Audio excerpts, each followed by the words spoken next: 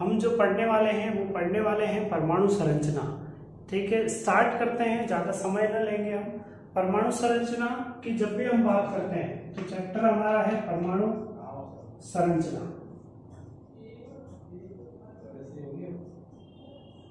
ठीक है, जब हम इसके बारे में चर्चा कर रहे हैं या परमाणु संरचना के बारे में जब हम बात कर रहे हैं तो हमारे को ये पता होना चाहिए कि परमाणु के बारे में जो सबसे पहले बताया था वो हमारे को बताया है हमारे इंडिया के साइंटिस्ट या इंडिया के दार्शनिक जो थे।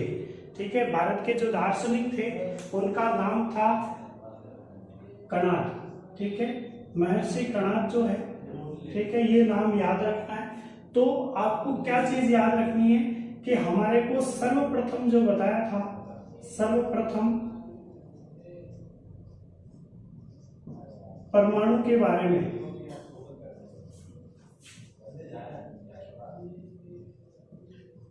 महर्षि कणाद ने बताया।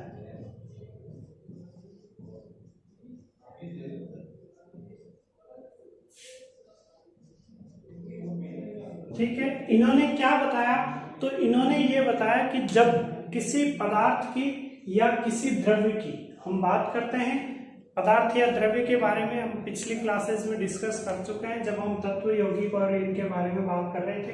तो पदार्थ और द्रव्य जो है उनके बारे में अगर हम बात करें तो पदार्थ और द्रव्य जो होता है उनको अगर हम तोड़ते जाएं, ठीक है, उसको छोटे छोटे भाग में विभाजित करते जाएं, जैसे जैसे हम तोड़ते जाएंगे तो अंत में ऐसे कण निकल के आएंगे जिनको और आगे विभाजित किया जाना संभव नहीं होगा। ठीक है, मतलब आप ये देखिए कि आपके पास कोई पत्थर है या चौक का टुकड़ा है, तो इनको जब आप तोड़ते हैं तो तोड़ते जाएंगे तो अंत में एक ऐसा कण आएगा जिसको और आगे विभाजित नहीं किया जा सकेगा।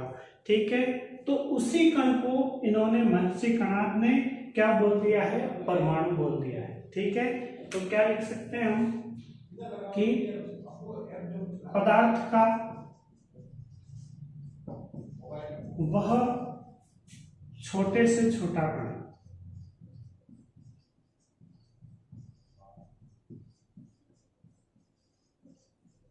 जिसे आगे विभाजित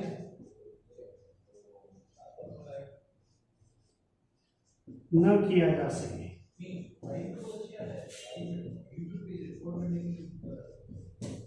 क्या कहलाता है, परमाणु कहलाता है।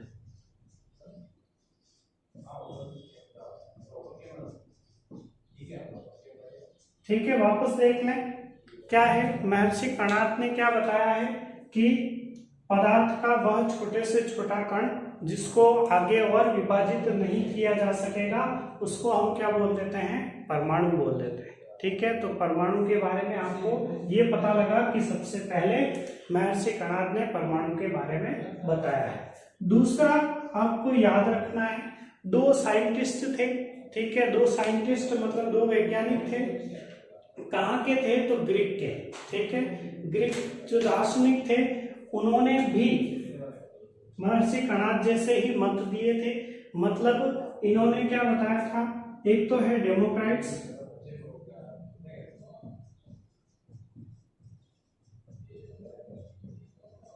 ठीक है, डेमोक्राइट्स और लूसीफर्स।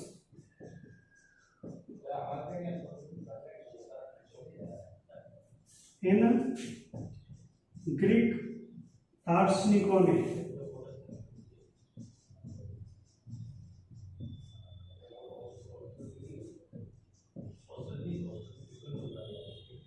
भी इसी प्रकार के मत दी। ठीक है, मतलब आप ये याद रखें कि जो महर्षि कणाद है उन्होंने परमाणु के बारे में जैसा बताया है वैसा का वैसा डेमोक्रेट्स और लूसीफर्स, ये ग्रीक दार्शनिक हैं, इन्होंने भी इसी प्रकार के मत हमारे को दिए थे। ठीक है, नेक्स्ट अब जो चीज आपको याद भी है और आपने पढ़ी भी है तो उसके बारे में बात करते हैं, और वो चीज है हमारे पास डाल्टन का परमाणु सिद्धांत। ठीक है, डाल्टन का परमाणु सिद्धांत मतलब डाल्टन ने हमारे को परमाणु के बारे में जो ज्ञान दिया है, मतलब जो इंफॉर्मेशन दी है, जो नॉलेज दी है, उसके बारे में हम बात कर रहे हैं। तो स्टार्ट करते हैं डाल्टन का परमाणु सिद्धांत।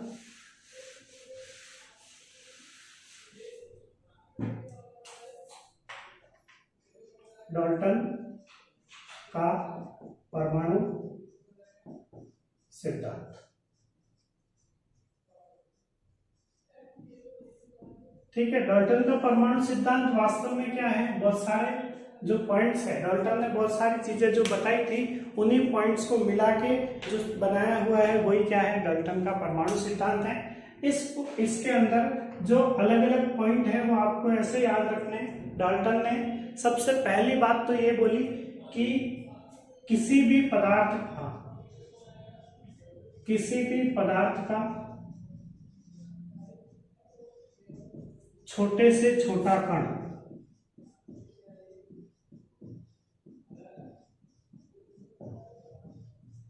जो अविभाज्य होता है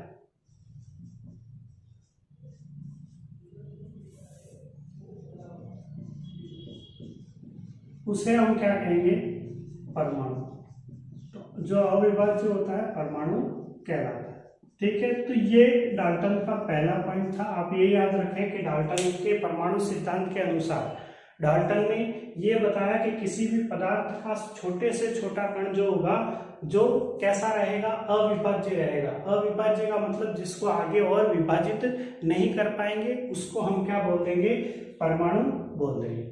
ठीक है, उसके बाद में दूसरा जो पॉइंट था इसका वो ये था कि एक ही तत्व अगर है हमारे पास, एक ही तत्व के सभी परमाणु,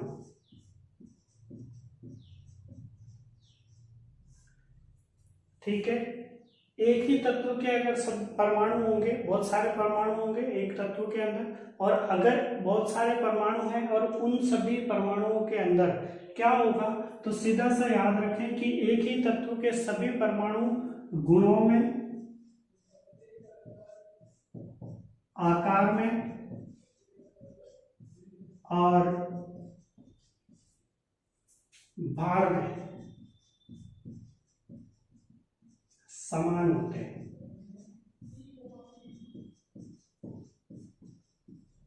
ठीक है, मतलब आप ये देखिए कि आपके पास जैसे मान लीजिए एक लोहा है, ठीक है, अब लोहे को आपने तोड़ा है और तोड़ने पे इसके अलग अलग परमाणु निकले।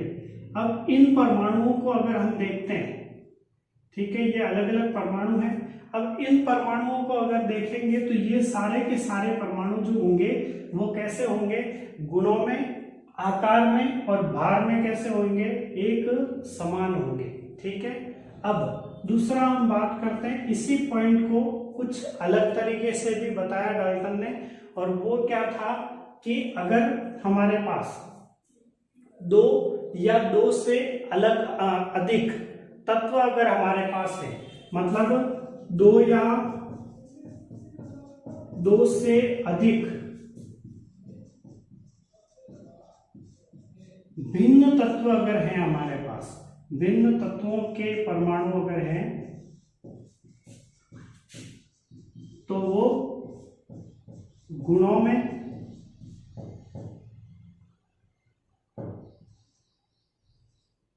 आकार में और भार में कैसे रहेंगे, असमान होते हैं।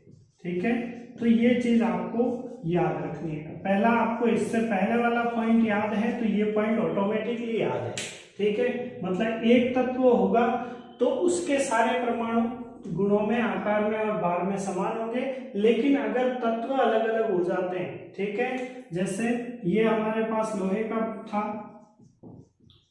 ठीक है, अगर हमारे पास यहाँ अलग अलग आ जाते हैं, जैसे एक हमारे पास चांदी है, एक सोना है, ठीक है, तो इसके परमाणु अलग होंगे।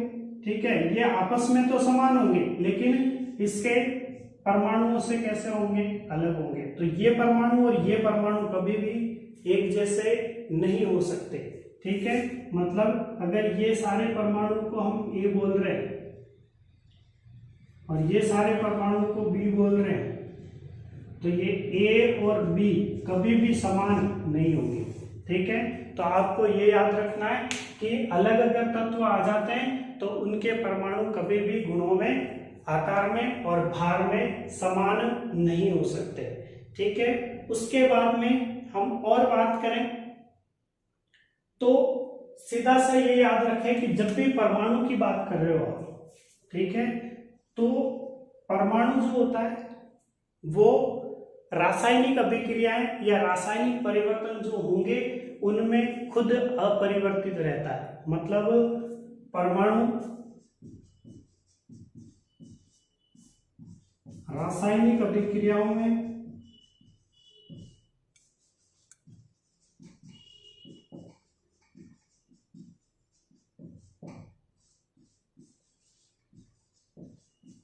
अपरिवर्तित रहता है, ठीक है, मतलब बदलता नहीं है, ठीक है। तो ये बात है कि परमाणु अगर बात कर रहे हो तो परमाणु रासायनिक अभिक्रियाएं जितनी भी होगी उसमें परमाणु के अंदर किसी प्रकार का कोई परिवर्तन नहीं आएगा, ठीक है। उसके बाद तो ये थे डाल्टन की थ्योरी के कुछ पॉइंट। इसके अलावा एक चीज और बताई थी डाल्टन ने, वो आप सीधा सा याद रखें कि जैसा ऊर्जा के लिए होता है, ठीक है, आपने पढ़ा होगा ऊर्जा संरक्षण का नियम कि ऊर्जा को न तो हम उत्पन्न कर सकते हैं और न ही नष्ट कर सकते हैं, वैसा का वैसा सेम इसमें चलेगा कि जो परमाणु है उसको न तो हम उत्पन्न कर सकते हैं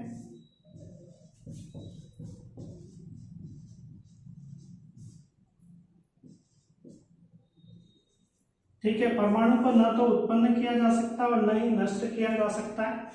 तो ये जैसा ऊर्जा संरक्षण का नियम था वैसा ही आप ऐसे याद रख लें परमाणु संरक्षण का भी नियम है। तो परमाणु को न तो उत्पन्न कर सकते हैं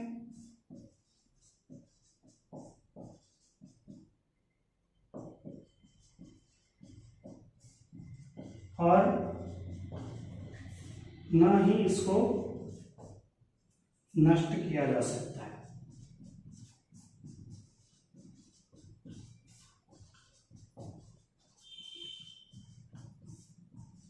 ठीक है। तो ये थे डाल्टन की थ्योरी के या डाल्टन के परमाणु सिद्धांत के कुछ बिंदु जिनको हमें याद रखना है, ठीक है। उसके बाद में हम आगे चले तो इन सारी चीजों से हमारे को कुछ परिभाषाएं पता लगी और वो परिभाषाएं ये हैं कि एक तो हमारे को परिभाषा पता लगी परमाणु की, तो हम बात कर लेते हैं परमाणु के बारे में, ठीक है। तो इन सारी चीजों से परमाणु क्या है, तो ऐसे याद रखें कि परमाणु, ठीक है, परमाणु पदार्थ का वह छोटे से छोटा कण है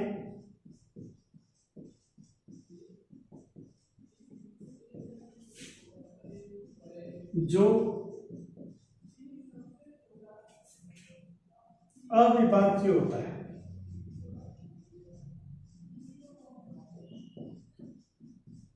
ठीक है, और अविभाज्य होता है, साथ ही साथ में रासायनिक अभिक्रिया में भाग भी लेता है, रासायनिक अभिक्रिया में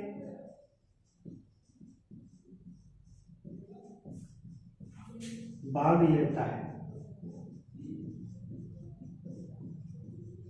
ठीक है। तो ये चीजें थी किसके बारे में, परमाणु के बारे में। तो आपको केवल इतना सा याद रखना है, छोटे से छोटा कण है जो अविभाज्य होता है और जो रासायनिक अभिक्रिया में भाग लेता है, ठीक है। उसके बाद में अगर अणु की बात करेंगे तो अणु में सीधा सा आपको याद रखना है, क्या याद रखना है कि ये भी पदार्थ का छोटे से पदार्थ का छोटा कण है जो रासायनिक अभिक्रिया में भाग तो नहीं लेता है, लेकिन क्या होता है इसके अंदर, सीधा सा याद रखें, पदार्थ का वह छोटा कण जिसका स्वतंत्र अस्तित्व संभव है, ठीक है, या जिसका स्वतंत्र अस्तित्व होता है उसको हम क्या बोल देते हैं, अणु बोल देते हैं। मतलब आप ये याद रखें कि जो परमाणु है उसको आप, कण तो छोटे से छोटा है लेकिन अविभाज्य भी होता है, रासायनिक अभिक्रिया में भाग भी लेता है, लेकिन ये स्वतंत्र रूप से नहीं होता है, ठीक है। ये हमेशा किसी न किसी और के साथ में जुड़ा हुआ रहेगा। लेकिन जब हम अणु की बात कर रहे हैं तो अणु जो होता है वो पदार्थ का छोटा कण है जिसका क्या होता है, स्वतंत्र अस्तित्व होता है। रासायनिक अभिक्रियाओं में ये भाग नहीं लेता है, ठीक है। जब भी कोई अभिक्रिया होगी तो पहले परमाणु बनेगी, ठीक है, क्योंकि अणु जो होता है वो परमाणु के संयोग से बनता है। आप ये याद रखें, जब दो या दो से अधिक परमाणु आपस में संयुक्त होते हैं तो वो अणु का निर्माण करते हैं, ठीक है। तो अणु जो होंगे वो रासायनिक अभिक्रिया में भाग नहीं लेते हैं। रासायनिक अभिक्रिया में भाग हमेशा परमाणु लेंगे। अगर अणु है तो अणु पहले टूटेगा परमाणुओं के अंदर और परमाणु फिर रासायनिक अभिक्रिया में भाग लेंगे, ठीक है। तो ये चीज थी हमारे परमाणु और अणु में, बेसिक अंतर भी मान सकते हैं और परिभाषाएं भी इस तरीके से आएंगी। नेक्स्ट हमारे पास जो परमाणु के मौलिक कण हैं उनके बारे में भी बात करते हैं। तो ऐसा है कि मौलिक कण परमाणु से संबंधित मॉडल के बारे में हम थोड़ी देर में चर्चा कर रहे हैं। उससे पहले हम बात कर देते हैं कि परमाणु के जो मौलिक कण हैं वो कौन कौन से हैं। तो सबसे पहले हम बात करते हैं परमाणु के मौलिक कणों की, ठीक है। परमाणु के मौलिक कण, ठीक है। मौलिक कण या मूलभूत कण एक ही बात है। अब बात यह है कि परमाणु के मौलिक या मूलभूत कण कितने होते हैं। तो 3 कण होते हैं जो मौलिक या मूलभूत कण हैं। कौन कौन से हैं? एक तो है आपके पास इलेक्ट्रॉन, दूसरा है आपके पास प्रोटॉन और तीसरा है न्यूट्रॉन,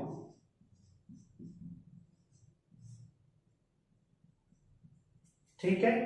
अब बात यह है कि ये जो मौलिक कण है तो ये कहां कहां उपस्थित होते हैं। तो सबसे पहले याद रखें कि इलेक्ट्रॉन जो होता है वो नाभिक के चारों ओर चक्कर लगाता है,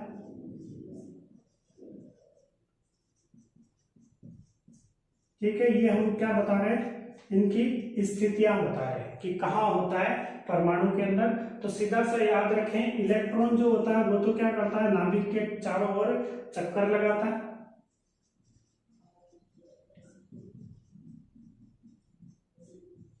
ठीक है।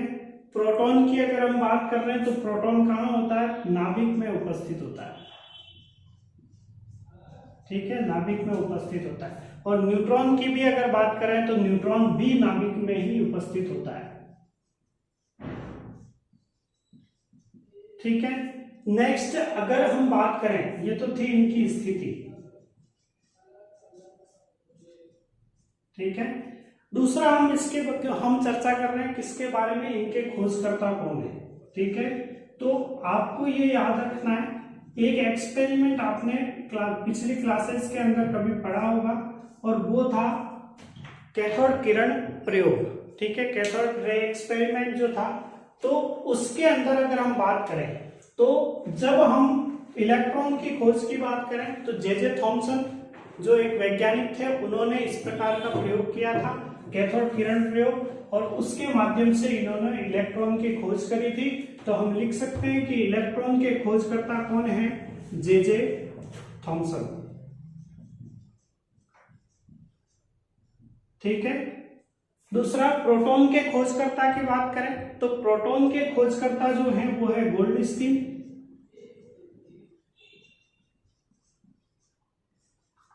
ठीक है। और न्यूट्रॉन जो है उसके खोज करता है चैडविक, ठीक है, जेम्स चैडविक या चैडविक याद रखें। अब किसी किसी को इनके नामों में डाउट होता है, तो आप ये याद रखें कि गोल्डस्टीन जो है उन्होंने प्रोटॉन की खोज करी थी, तो आप गोपी याद रखें, ठीक है। गोल्डस्टीन ने प्रोटॉन की खोज करी थी, इधर चैडविक ने न्यूट्रॉन की खोज करी थी, तो आप चैन याद रखें, ठीक है। तो चैडविक जो है उसने न्यूट्रॉन की खोज करी थी। तो ये इस तरीके से इजी याद रह जाएंगे। जे थॉमसन का आपको पता ही है, कैथोड किरण एक्सपेरिमेंट किया था, कैथोड किरण प्रयोग किया था, तो उसी के आधार पे ये पता लगा था। तो जे थॉमसन जो है उन्होंने इलेक्ट्रॉन की खोज की थी, ये चीज हमारे को पता है। लेकिन ये इन दोनों में कंफ्यूजन होता है, तो इसलिए आप एक तो गोपी याद रखना है, तो गोल्डस्टीन जो है उसने प्रोटॉन की खोज करी थी, और इधर याद रखना है चैन, तो चैडविक जो है उसने न्यूट्रॉन की खोज करी थी, ठीक है। ये चीजें होगी। उसके बाद में हम बात करें इन पर आवेश कितना होता है, ठीक है। इलेक्ट्रॉन के आवेश की बात करें अगर, तो इलेक्ट्रॉन का आवेश होता है ऋणात्मक 1 इकाई, ठीक है, ऋणात्मक 1 इकाई होता है,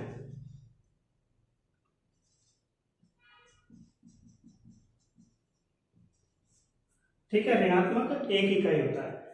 प्रोटॉन की बात करें तो धनात्मक 1 इकाई होता है।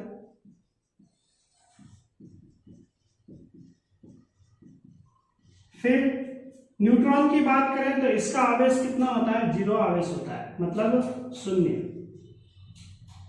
ठीक है, 0 आवेश होता है। अब यहां पर किसी किसी को ये डाउट आया जैसे ऋणात्मक 1 इकाई और धनात्मक 1 इकाई क्या है, तो आपको याद रखना है 1 इकाई का मान जो होता है वो होता है 1.6 इंटू 10 टू द पावर -19, मतलब 1.6 गुणा 10 की घात -19 कूलम, ठीक है। तो ये चीज आपको याद रखनी है कि अगर इलेक्ट्रॉन की बात की जाएगी तो इलेक्ट्रॉन का कुल आवेश जो होता है वो होता है -1.6 इंटू 10 की घात -19 कूलम, और जब प्रोटॉन की बात कर रहे हो तब कितना होता है +1.6 इंटू 10 की घात -19 कूलम, ठीक है।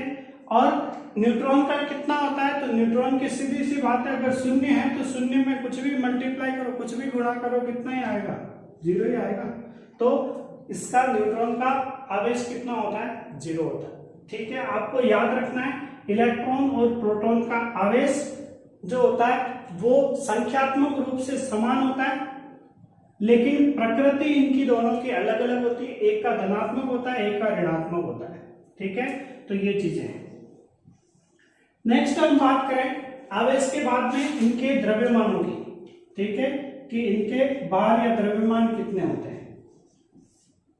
तो अब द्रव्यमान की जब बात करें तो आपको याद रखना है इलेक्ट्रॉन का जो द्रव्यमान होता है वो होता है 9.1 इंटू 10 की घात -31 केजी, किलोग्राम, ठीक है। तो ये तो है इलेक्ट्रॉन का द्रव्यमान। उसके बाद में अगर प्रोटॉन के द्रव्यमान की बात की जाएगी तो प्रोटॉन का द्रव्यमान होता है 1.672 इंटू 10 की घात -27 किलो, ठीक है। फिर इधर बात करें हम न्यूट्रॉन की बात करें तो न्यूट्रॉन का कितना होता है 1.675 इंटू 10 की घात -27 किलोग्राम, ठीक है। तो यहां पर आपको ये याद रखना है कि जब भी हम किसी प्रकार की कोई कैलकुलेशन करनी है हमारे को, या आपको सामान्य पूछा जाए तो आपको याद रखना है प्रोटॉन और न्यूट्रॉन का द्रव्यमान लगभग बराबर होता है, ठीक है। और बहुत ज्यादा डीप पूछा जाए तो न्यूट्रॉन का ज्यादा होता है प्रोटॉन के द्रव्यमान से। कितना अंतर है, ये इतना सा अंतर है, यहाँ 2 आता है, यहाँ 5 आता है, और कोई अंतर नहीं है, ठीक है। तो इसका तो कितना होता है 1.672, मतलब 1.672, और इसका होता है 1.675, और वैसे देखा जाए तो ये दोनों लगभग बराबर है, आप इसे याद रख लें। द्रव्यमान अगर इसके इलेक्ट्रॉन के द्रव्यमान की बात करेंगे तो ये कम होता है, ठीक है, कितना कम है, तो लगभग 10,000 गुना कम है। ठीक है, 10,000 गुना कम है, इसलिए हम ये मानते हैं कि परमाणु का अधिकांश द्रव्यमान किसमें, नाभिक में केंद्रित होता है। ठीक है, क्योंकि नाभिक में प्रोटॉन और न्यूट्रॉन दोनों ही उपस्थित होते हैं, इस वजह से सारा का सारा द्रव्यमान किसमें केंद्रित मानते हैं, हम नाभिक में केंद्रित मानते हैं। ठीक है, तो ये बातें हैं। अब और आगे चर्चा करें तो हमारे को ये याद रखना है कि प्रोटॉन और न्यूट्रॉन, ठीक है, कुछ मेन पॉइंट है जो याद रखने, प्रोटॉन तथा न्यूट्रॉन को सम्मिलित रूप से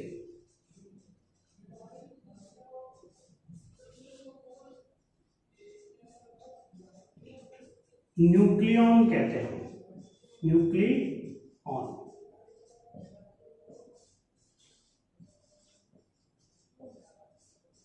ठीक है, अब ये शब्द जो है इसमें याद रखना है, ये न्यूक्लियॉन इसलिए कहते हैं क्योंकि नाभिक में दोनों ही उपस्थित होते हैं, नाभिक को इंग्लिश में न्यूक्लियस बोलते हैं।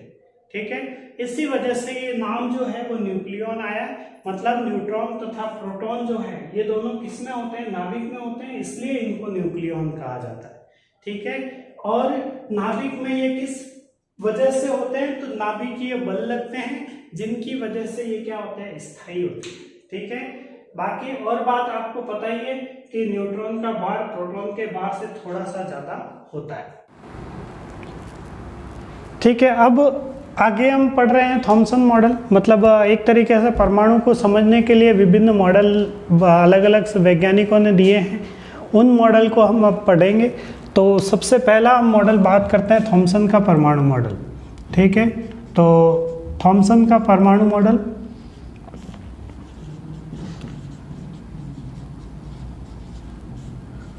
ठीक है, ये वही थॉमसन है जिसको हम जे थॉमसन बोलते हैं, और इसी ने इलेक्ट्रॉन के बारे में बताया था, इलेक्ट्रॉन की खोज करी थी। ठीक है, अब इन्होंने जो अपना मॉडल दिया था वो इस प्रकार का था। इन्होंने ये बोला कि परमाणु जो होता है वो कैसा होता है, गोलाकार होता है। ठीक है, अब गोलाकार में भी क्या होता है, तो परमाणु का जो परमाणु बताया इन्होंने वो ये बताया कि एक धनात्मक गोला होता है। ठीक है, ये एक धनात्मक गोला,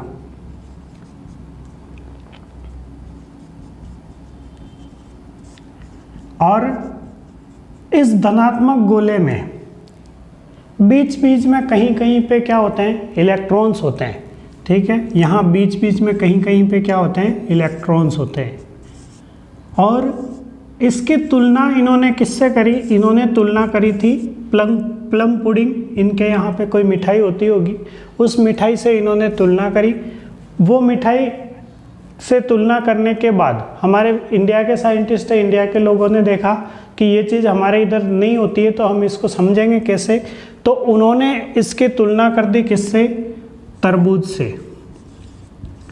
ठीक है, तरबूज से तुलना करने का कारण क्या है कि तरबूज जो होता है वो इस मॉडल के जैसा ही होता है, मतलब तरबूज में जितना खाने वाला पार्ट है वो तो हो गया आपके धनात्मक गोला, बीच बीच में जो इलेक्ट्रॉन है,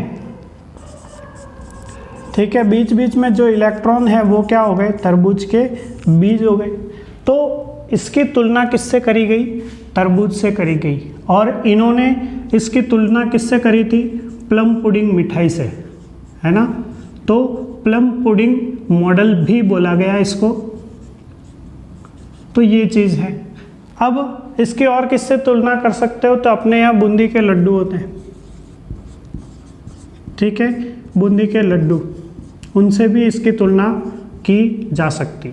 ठीक है, जैसे लड्डू जो होता है उसमें केसरिया कलर की बूंदी होती है पूरे में बिखरी हुई, साथ ही बीच बीच में कहीं पे लाल और हरे दाने भी होते हैं। तो वो लाल और हरे दाने आप इलेक्ट्रॉन मान सकते हैं, और बाकी पूरा जो केसरिया कलर की जो बूंदी है वो क्या हो जाएगी, आपके धनात्मक गोला हो जाएगी। तो ये थॉमसन का परमाणु मॉडल था। ठीक है, तो थॉमसन के हिसाब से परमाणु कैसा होता है, एक धनात्मक गोला है जिसके अंदर क्या होते हैं, बीच बीच में कहीं कहीं पे इलेक्ट्रॉन होते हैं। ठीक है, तो ये था थॉमसन का मॉडल। दूसरा रदरफोर्ड का मॉडल। तो रदरफोर्ड ने अपना मॉडल देने से पहले एक प्रयोग किया था। ठीक है, उस प्रयोग के आधार पे उसने अपना मॉडल दिया था। तो हमारे को प्रयोग में ज़्यादा नहीं जाना है, हमारे को जो याद रखना है वो चीज़ क्या है, हम पढ़ रहे हैं क्या, रदरफोर्ड का परमाणु मॉडल।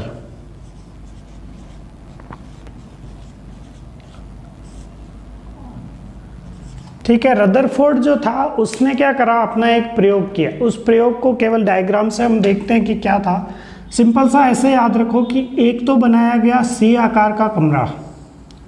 ठीक है, ये इस तरीके से एक कमरा बनाया गया। इस कमरे के सामने एक अल्फा कणों का स्रोत रखा गया। ठीक है, स्रोत क्या होता है, जहाँ पे किसी चीज़ की अधिकता हो और जहाँ से हमारे को कोई चीज़ मिलती हो। जैसे प्रकाश का सबसे अच्छा स्रोत कौन है, सूर्य है। तो क्यों है, क्योंकि सूर्य से हमारे को प्रकाश मिलता है। वैसा ही यहाँ पे क्या है, अल्फा कणों का एक स्रोत रखा गया। ठीक है, अल्फा कणों का स्रोत है।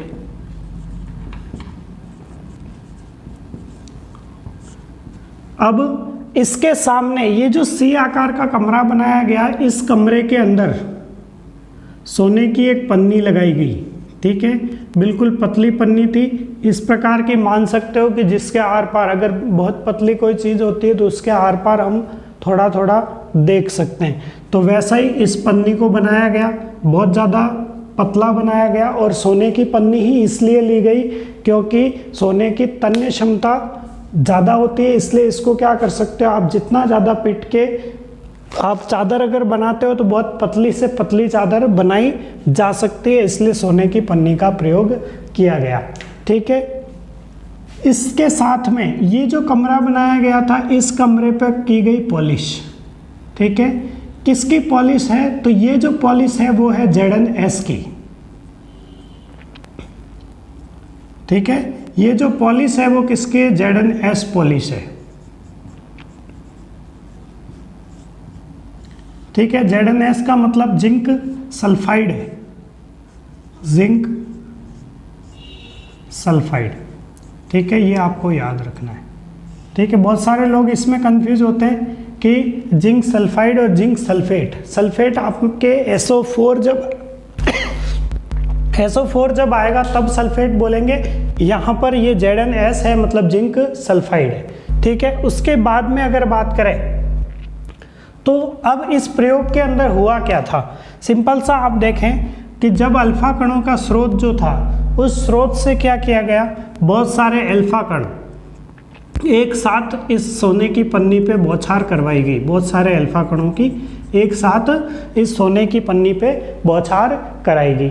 जब बौछार कराई गई तो इससे ये देखा गया कि जब इस सोने की पन्नी पर बहुत सारे अल्फा कण एक साथ आ रहे हैं, ठीक है, लगभग ये अल्फा कण जो थे वो करीब करीब कितने लिए गए थे, 20,000 के आसपास। ठीक है, कहीं कहीं बुक के अंदर 8,000 दिए हुए हैं, कहीं कहीं पे 10,000 हैं और कहीं कहीं पे 20,000 है। मैं 20,000 लेके चल रहा हूँ, आप जो भी रेफरेंस बुक यूज़ करते हैं उसमें जितना दे रखा है वो आप उसको याद रखें। ठीक है, अब 20,000 अल्फा कण यहाँ से एक साथ चलाए गए। ठीक है, बौछार का मतलब आप ये याद रखें, जब बारिश होती है तो बहुत सारी बूंदें एक साथ गिरती है, उसी तरीके से ये अल्फा कण इस स्वर्ण पन्नी या सोने की पन्नी पर क्या कर रहे हैं, एक साथ गिराए गए। अब जब एक साथ गिराए गए तो यहाँ पे कुछ ऑब्जर्वेशन देखे गए, मतलब कुछ चीज़ें देखी गई। और क्या चीज़ें देखी गई, तो आप ये देखिए कि यहाँ पर सबसे ज़्यादा ये जो अल्फा कण थे वो इस जगह पर आकर टकराए, मतलब सीधा सीधा सामने की तरफ आकर टकराए। उसके अलावा क्या देखा गया, कुछ अल्फा कण जो थे वो कुछ कोणों पर विक्षेपित हुए, मतलब इस जगह पे आके टकराए। ठीक है, ज़्यादातर तो कहाँ आ रहे हैं, यहाँ सामने बिल्कुल, और जितना इधर जा रहे हैं उतना ही इधर भी जा रहे हैं, मतलब कुछ अल्फा कण यहाँ पर भी आ रहे हैं। और देखा गया क्या, बहुत कम अल्फा कण जो होते हैं वो यहाँ पे भी आते हैं। और इसके साथ में पीछे इधर की तरफ भी एक पन्नी लगाकर देखी, मतलब इस इधर की तरफ भी पॉलिश करके देखी गई, तो यहाँ पे इन्होंने देखा कि इन 20,000 में से करीब करीब एक आधा अल्फा कण ऐसा होता है जो क्या होता है, लौट आता है। मतलब 20,000 में से एक कण वापस लौट आता है। तो यहाँ पर हमारे को जो चीज़ याद रखनी है वो इसका मॉडल याद रखना है। ये प्रयोग था, प्रयोग में प्रेक्षण जो थे वो ये थे कि ज़्यादातर अल्फा कण सीधे आते हैं, यहाँ टकराते हैं, ठीक है।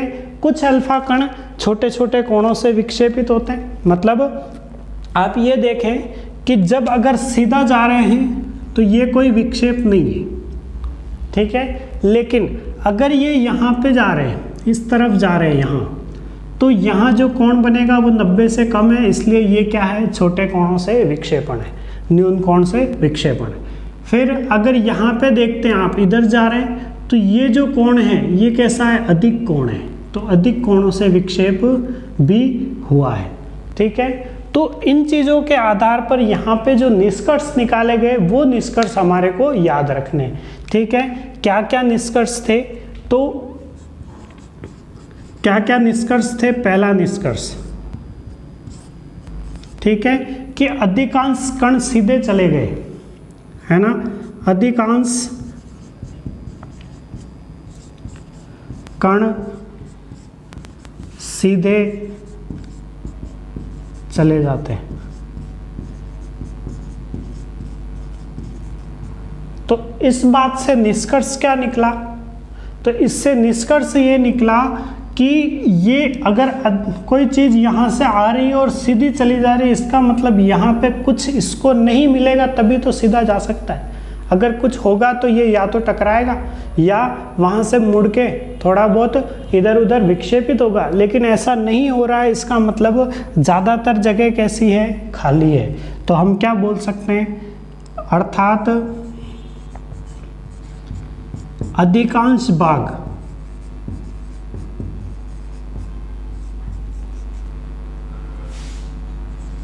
ठीक है, अधिकांश भाग कैसा होता है, खाली होता है।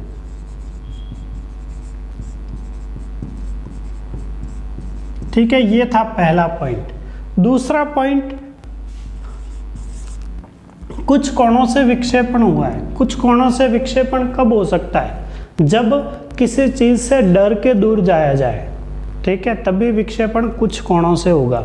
क्योंकि आपने क्या करा, अल्फा कणों को यहाँ पे बौछार करवाई है, और बौछार करवाई है तो वो अगर कुछ कोणों से विक्षेपित हुए हैं, इसका मतलब वो किसी न किसी से क्या हुए हैं, प्रतिकर्षित हुए हैं। और प्रतिकर्षण कब होगा, जब समान समान होंगे तब प्रतिकर्षण होगा। ठीक है, समान समान कब होंगे, तो सिंपल सा, अब यहाँ पे आप ये देखिए कि अल्फा कणों की जब बात की जा रही है, ठीक है, तो अल्फा कण वास्तव में क्या है, पहले तो वो देखें। अल्फा कण जो है वो क्या है, हीलियम जो होता है उसका नाभिक है। ठीक है, हीलियम का नाभिक मतलब ये हीलियम और इसका नाभिक है। ठीक है, मतलब एक तरीके से धनावेश है। ठीक है, तो हीलियम का नाभिक है और धनावेशित है। ठीक है, क्योंकि हीलियम के अंदर से जब 2 इलेक्ट्रॉन निकाल दिए जाएंगे तब हीलियम कैसा बनेगा, हीलियम धनात्मक आवेश वाला हो जाएगा, He+2 में चला जाएगा, धनावेशित हो जाएगा, और इसी को हम क्या बोलते हैं, अल्फा कण बोलते हैं। अगर ये प्रतिकर्षित हो रहा है तो ये कौन सा है, धनावेशित है, और अगर ये प्रतिकर्षित हो रहा है तो सामने वाला भी कैसा होना चाहिए, धनावेशित होना चाहिए। तो यहाँ पर एक चीज निष्कर्ष निकली कि कुछ कण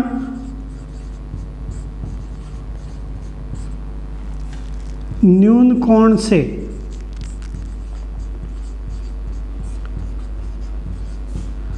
विक्षेपित होते हैं,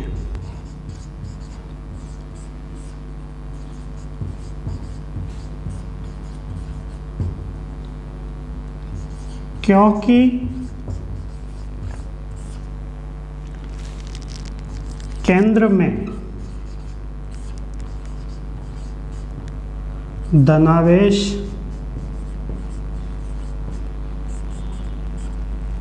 उपस्थित होता है।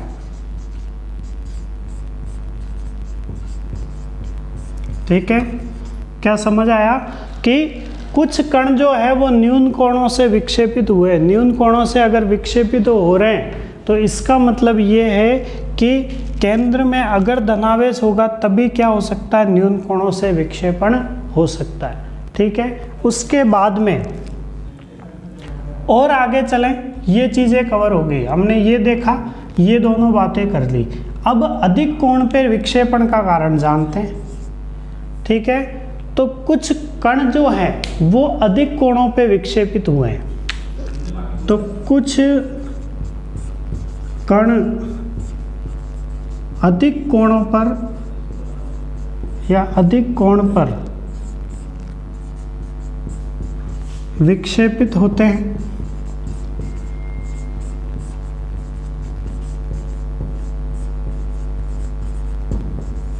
क्योंकि अब ये जो अधिक कोण से विक्षेपित हो रहे हैं, इन पे दो चीज़ों का प्रभाव है कि या तो ये टकराए हों या फिर किसी प्रतिकर्षण वाली चीज़ के बहुत ज़्यादा पास में चले गए हो। ठीक है, और प्रतिकर्षण इन पर बहुत ज़्यादा लगा हो।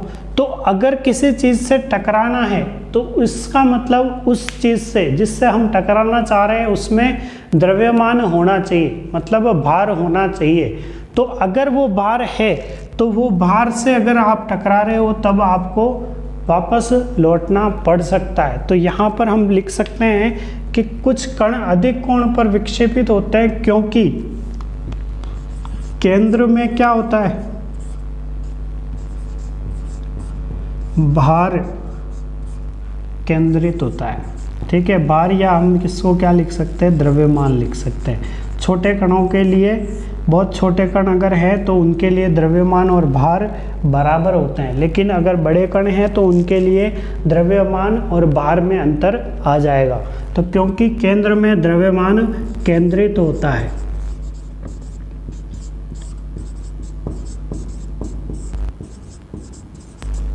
ठीक है, चौथा पॉइंट, लास्ट पॉइंट। अब यहाँ पर यह है कि अगर 20,000 में से एक कण वापस लौटा है, इसका मतलब क्या हुआ कि जो मतलब द्रव्यमान केंद्रित है या जो धनावेश केंद्रित है वो बहुत छोटी जगह में केंद्रित है। इसका मतलब उस छोटी जगह को रदरफोर्ड ने नाम दिया था नाभिक। इसलिए हम बोल सकते हैं कि नाभिक का आकार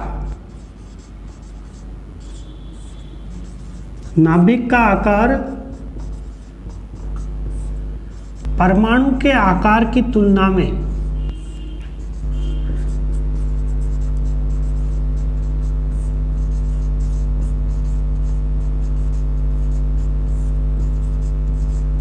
बहुत छोटा होता है।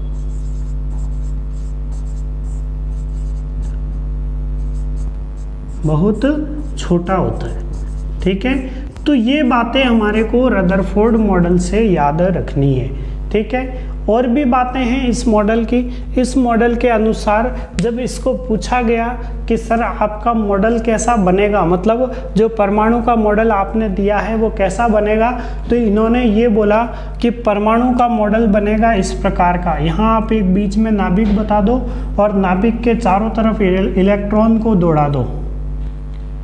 ठीक है, लेकिन इनके हिसाब से इलेक्ट्रॉन जो होता था वो किसी भी जगह नाभिक के चारों तरफ घूम सकता था। तो यहाँ पर इनकी कुछ कमियां भी निकल के आई थी। इनका मॉडल ये इतना सा है। ठीक है, ये इनका मॉडल है कि बीचों बीच में नाभिक होता है और इलेक्ट्रॉन इसके चारों तरफ चक्कर लगाता रहता है। ठीक है, ये बातें थी रदरफोर्ड के मॉडल की। इसकी कमियां भी थी। कमियां ये थी कि इलेक्ट्रॉन और नाभिक ये प्लस वाला है, क्योंकि इन्होंने बताया कि धनावेश जो होता है वो कहाँ होता है, केंद्र में केंद्रित होता है। अगर धनावेश केंद्र में केंद्रित है और बाहर इलेक्ट्रॉन घूम रहा है तो हमारे को पता है कि विपरीत आवेश एक दूसरे को आकर्षित करते हैं, और विपरीत आवेश अगर एक दूसरे को आकर्षित करेंगे तो ये इलेक्ट्रॉन जब घूम रहा है तो घूमते घूमते आकर्षित होता रहेगा। लगातार जब आकर्षण लगता रहेगा तो उस टाइम पे ये धीरे धीरे क्या हो जाना चाहिए, घूमते घूमते घूमते घूमते इसमें आकर गिर जाना चाहिए, जो कि नहीं होता है। इसका मतलब ये रदरफोर्ड के मॉडल की क्या है, कमी है। ठीक है। दूसरी एक और कमी जो बाद में पता लगी थी कि इलेक्ट्रॉन जो होता है वो जब नाभिक के बाहर इलेक्ट्रॉन होता है और इलेक्ट्रॉन एक कक्षा से दूसरी कक्षा में जब जाता है या किसी एक कक्षा से दूसरी कक्षा में मतलब दूसरी कक्षा से पहली कक्षा में लौटता है, तो ऐसे टाइम पे वो ऊर्जा का अवशोषण और उत्सर्जन करता है। ठीक है। लेकिन रदरफोर्ड ने ऐसा कहीं पर भी कुछ भी नहीं बताया था, तो इसलिए रदरफोर्ड का मॉडल जो था उसकी ये कुछ कमियां हैं। क्या कमी है? पहली तो ये परमाणु के स्थायित्व को नहीं बता पाया, और दूसरी कमी की अगर बात करें तो दूसरी कमी ये थी कि ये ऊर्जा के अवशोषण और ऊर्जा के उत्सर्जन को नहीं बता पाया था। ठीक है। तो ये रदरफोर्ड मॉडल की कमियां। ठीक है। नेक्स्ट हम बात कर रहे हैं किसकी, बोहर के मॉडल की। ठीक है। रदरफोर्ड के मॉडल की जो कमियां थी उनको और बोहर के मॉडल में दूर की गई। तो हम बात कर रहे हैं बोहर का परमाणु मॉडल। ठीक है।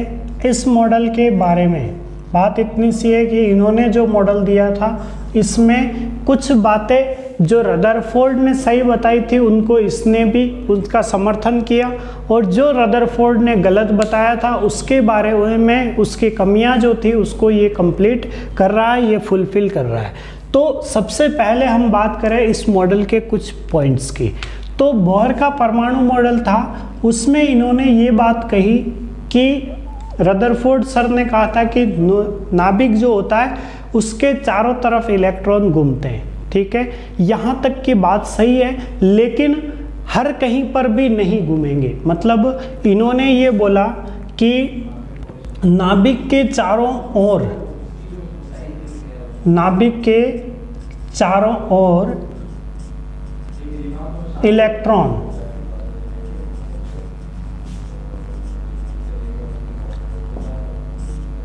निश्चित ऊर्जा के वृत्ताकार पथों में घूमता है।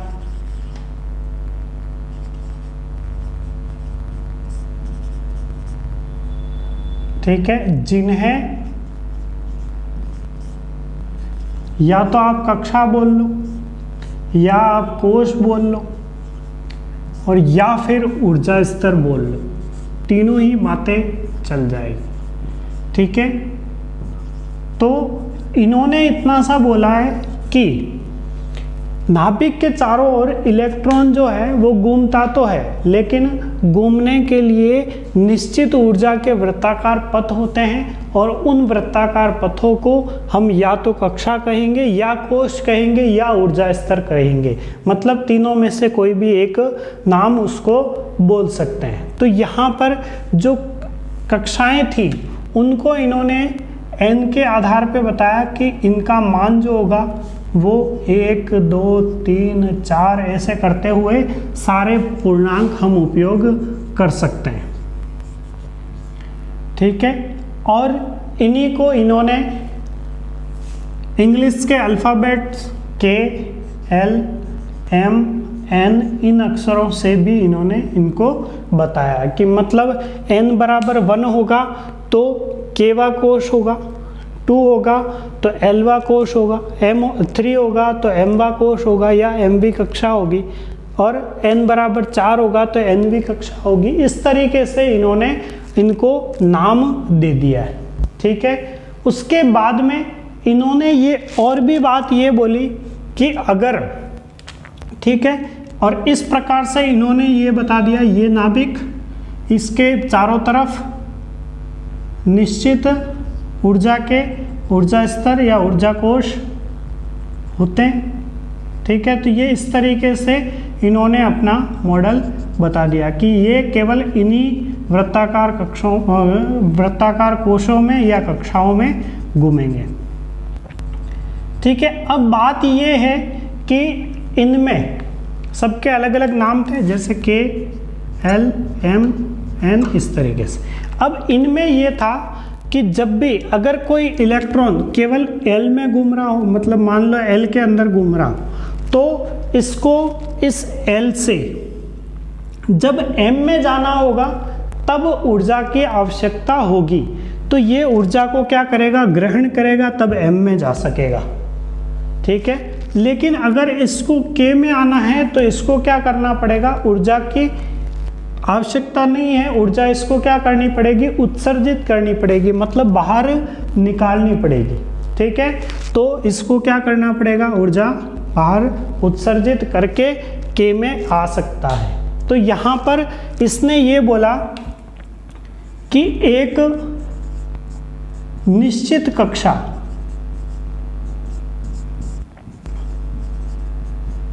में घूमने वाले इलेक्ट्रॉन की ऊर्जा निश्चित रहती है।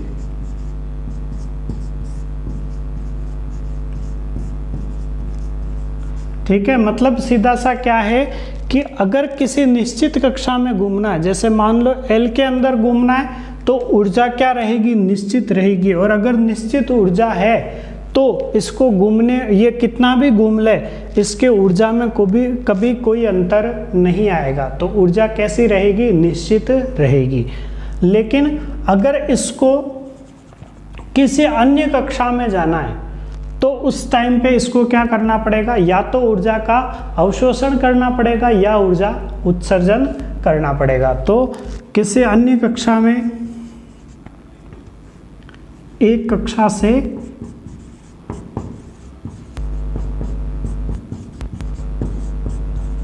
अन्य कक्षा में जाने के लिए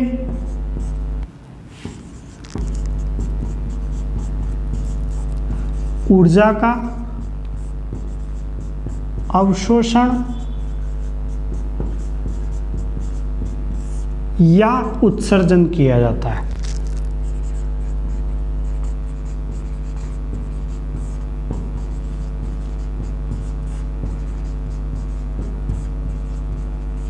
ठीक है, आपको सीधा सा याद रखना है कि ऊर्जा का अवशोषण तो तब किया जाएगा जब बाहर जाना है। मतलब सीधा सा ऐसे याद रखो, अगर बाहर जाना है तो ऊर्जा ज़्यादा चाहिए, और ज़्यादा चाहिए तो ऊर्जा क्या करनी पड़ेगी, ग्रहण करनी पड़ेगी, मतलब अवशोषित करनी पड़ेगी। ठीक है, और अगर अंदर आना है तो ऊर्जा बाहर निकाल के आनी पड़ेगी, मतलब ऊर्जा का उत्सर्जन करना पड़ेगा। तो ये चीज़ यहाँ पर याद रखनी है आपको। ठीक है, उसके अलावा ये सारी चीज़ों के अलावा कुछ पॉइंट्स और हैं, वो क्या है कि आपको ये भी याद रखना है कि किसी भी कक्षा के लिए, ठीक है, मतलब आप किसी भी कक्षा की बात कर रहे हो तो किसी कक्षा के लिए इलेक्ट्रॉन कितने होंगे, तो किसी भी कक्षा के लिए इलेक्ट्रॉनों की संख्या जब बतानी है तो इलेक्ट्रॉनों की संख्या के लिए एक सूत्र होता है, वो होता है 2n²। ठीक है, और इससे क्या कर सकते हैं, इलेक्ट्रॉनों की संख्या निकाली जा सकती है। यहाँ पे n जो है वो क्या दर्शाता है, तो n ये बताता है कक्षा का क्रमांक कौन सा है। ठीक है, कि कौन से नंबर वाली कक्षा की हम बात कर रहे हैं। ठीक है, जैसे मान लीजिए आपको n = 1, मतलब n बराबर 1 वाली कक्षा की जब बात करनी है तो इसमें इलेक्ट्रॉन कितने हो जाएंगे, 2 × 1 का स्क्वायर। ठीक है, 1 का स्क्वायर कितना होता है, 1, उसको 2 से गुणा करो, कितने इलेक्ट्रॉन आए, 2 इलेक्ट्रॉन। मतलब अगर k कक्षा की बात कर रहे हो तो इलेक्ट्रॉन कितने होंगे, 2 इलेक्ट्रॉन। ठीक है, n बराबर 2 की बात करो तो इलेक्ट्रॉन 2 × 2 का स्क्वायर, 2 का स्क्वायर कितना हुआ, 4, 4 × 2 8 इलेक्ट्रॉन। ठीक है, तो इस तरीके से इलेक्ट्रॉनों की संख्या ज्ञात की जा सकती है। तो ये था बोहर का मॉडल।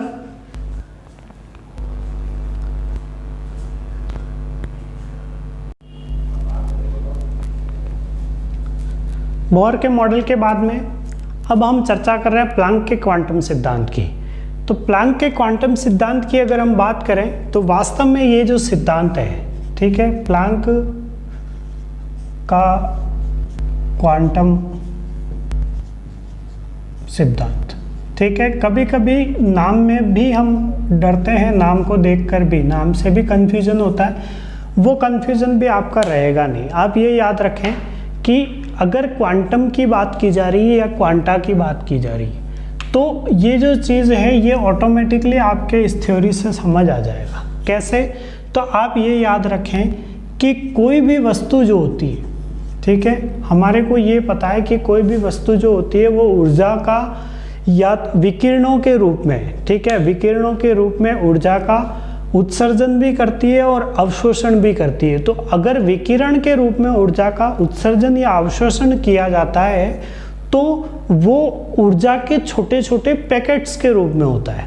ठीक है, ऊर्जा के छोटे छोटे पैकेट का मतलब इतना सा है कि ऊर्जा के छोटे छोटे ग्रुप होते हैं, ठीक है, छोटे छोटे समूह होते हैं।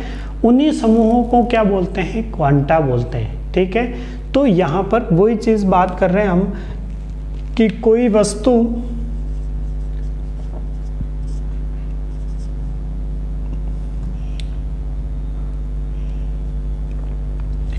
ऊर्जा का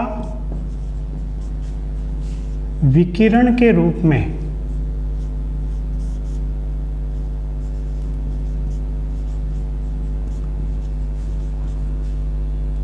उत्सर्जन या अवशोषण,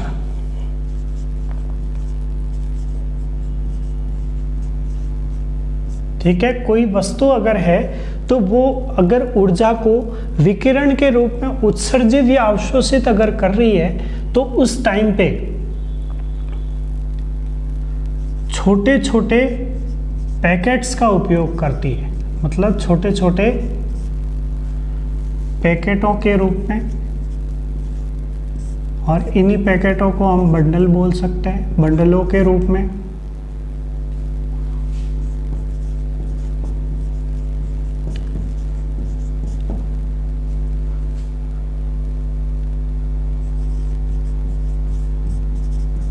ठीक है, तो ये जो छोटे छोटे पैकेट हैं या छोटे छोटे बंडल हैं, इन्हीं को क्या बोलते हैं हम?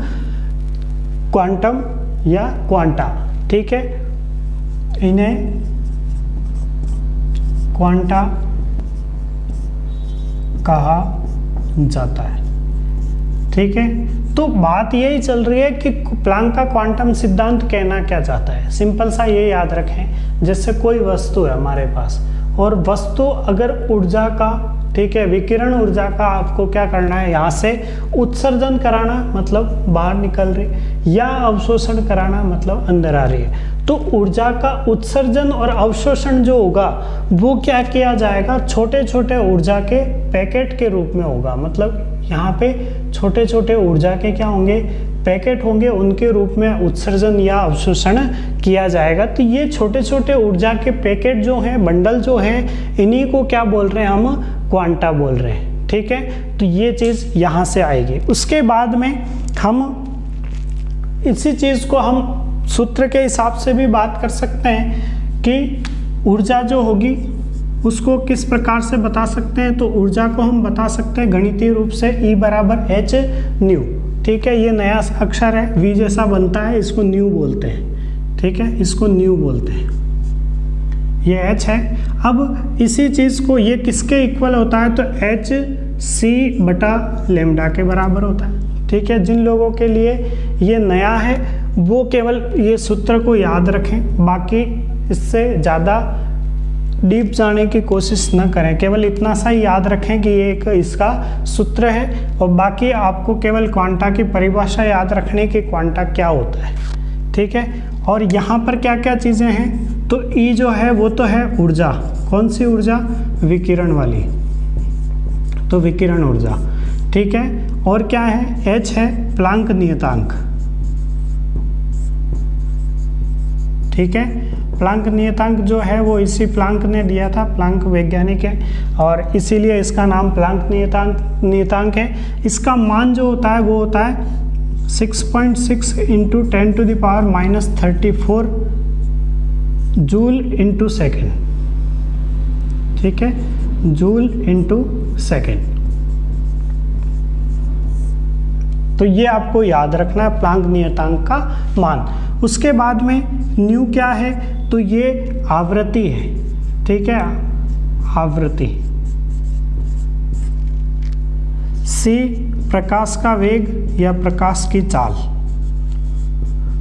ठीक है, स्पीड ऑफ लाइट कितना होता है, 3 × 10⁸ मीटर प्रति सेकेंड। उसके बाद में लैम्डा तरंगदैर्ध्य, ठीक है, तो ये इसकी तरंगदैर्ध्य है। तो ये इतनी सी बातें आपको याद रखनी है, ये प्लांक का क्वांटम सिद्धांत है।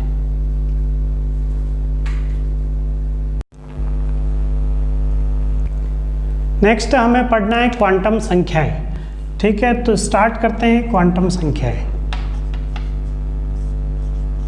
सबसे पहले तो क्वांटम संख्याएं है क्या, तो ऐसी संख्याएं जो हमारे को इलेक्ट्रॉन के बारे में लगभग सारी इंफॉर्मेशन, मतलब सारी जानकारियां दे देते हैं, उन संख्याओं को क्या कहते हैं, हम क्वांटम संख्याएं कहते हैं, ठीक है। तो हम लिख सकते हैं कि ऐसी संख्याएं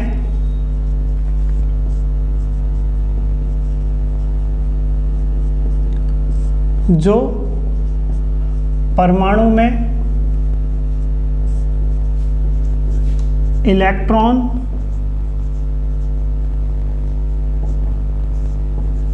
की स्थिति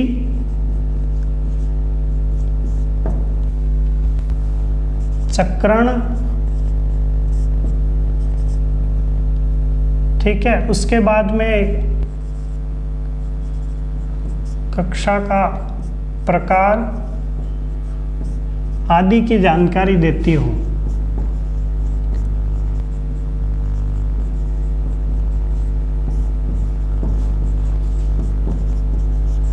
ठीक है। तो क्वांटम संख्याएं क्या होगी, ऐसी संख्याएं होती है जो किसी परमाणु के अंदर इलेक्ट्रॉन की स्थिति मतलब इलेक्ट्रॉन किस कक्षा के अंदर उपस्थित है, किस उपकक्षा के अंदर उपस्थित है और किस कक्षक के अंदर उपस्थित है, ठीक है।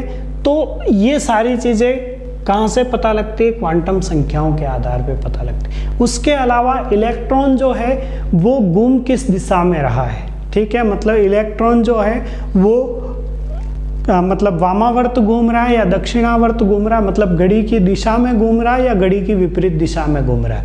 उसके अलावा जिस कक्षा के अंदर वो उपस्थित है उस कक्षा का प्रकार कैसा है, ठीक है। तो ये सारी इंफॉर्मेशन, ये सारी जानकारियां जो देती हैं वो क्वांटम संख्याएं हैं, ठीक है। सबसे पहले अब क्वांटम संख्याएं जो हैं वो 4 प्रकार की होती है, ठीक है। क्वांटम संख्याओं के 4 प्रकार हैं। पहला मुख्य क्वांटम संख्या, मुख्य क्वांटम संख्या, ठीक है। बात यह है कि मुख्य क्वांटम संख्या जो है उसको हम दर्शाते हैं स्मॉल n से, ठीक है, स्मॉल n से दर्शाया जाता है और इनका मान जो होता है वो हमेशा पूर्णांक होता है, मतलब 1, 2, 3, 4 इस तरीके से होता है। ये हमेशा ही कैसा होगा, पूर्णांक होगा। तो ये जो मुख्य क्वांटम संख्या है इसके बारे में तो हमारे को जानकारी किसने दे दी थी, बोर ने दे दी थी। बोर का जो परमाणु मॉडल था उसमें उन्होंने बताया था कि अलग अलग ऊर्जा स्तर जो होते हैं उनको KL MN नाम दिया था और उनकी संख्या जो है वो 1, 2, 3, 4 जो बताई थी वो पूर्णांक संख्याएं होती थी। तो ये बोर के मॉडल के हिसाब से ही है।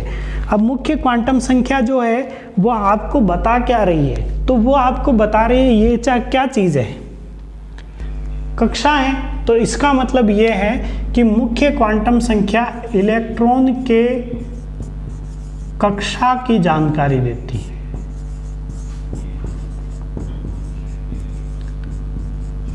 ठीक है, इलेक्ट्रॉन के कक्षा की जानकारी जो है वो कौन देता है हमारे को? मुख्य क्वांटम संख्या। उसके अलावा अब कक्षा की जानकारी देखा तो कक्षा के अंदर इलेक्ट्रॉन कितने होंगे इसकी भी जानकारी दे देगा, क्योंकि हमारे को पता है कि केवल कक्षा के नंबर के आधार पर, कक्षा के संख्या के आधार पर ही हम क्या कर सकते हैं? इलेक्ट्रॉनों की संख्या ज्ञात कर सकते हैं। तो हमारे को पता था किसी की भी कक्षा में इलेक्ट्रॉनों की संख्या कितनी होती है? 2n² के बराबर। ठीक है, तो 2n² के बराबर। तो n के हिसाब से हम क्या कर सकते हैं? इलेक्ट्रॉन के कक्षा की जानकारी अगर हमारे को हो गई तो फिर हम उस कक्षा में कितने इलेक्ट्रॉन हैं उसके बारे में भी हम पता लगा सकते हैं। ठीक है, नेक्स्ट उसके बाद में एक दूसरी क्वांटम संख्या आती है, वो आती है द्विगंशी या एजीमुथल। ठीक है, द्विगंशी क्वांटम संख्या के बारे में हम बात करें तो दूसरी जो क्वांटम संख्या है वो है द्विगंशी क्वांटम संख्या।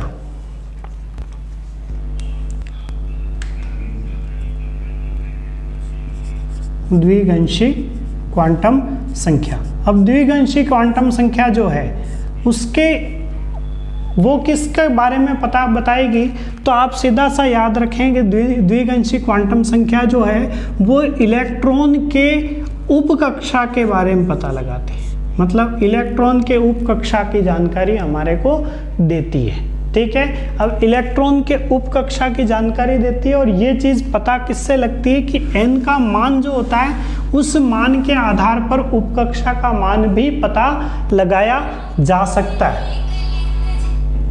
n का मान जो होगा उसी के आधार पे उपकक्षा का मान भी पता लगाया जा सकता है। तो आप ये याद रखें, जैसे मान लीजिए आपके पास n का मान 1 हो, n का मान 2 हो, n का मान 3 हो, n का मान 4 हो, हम पता कैसे लगाएंगे? आप ये याद रखें कि n का मान जो है उसके आधार पर इसके मान जो होते हैं द्विगंशी के वो आपके 0 से शुरुआत करके कहाँ तक जाएंगे?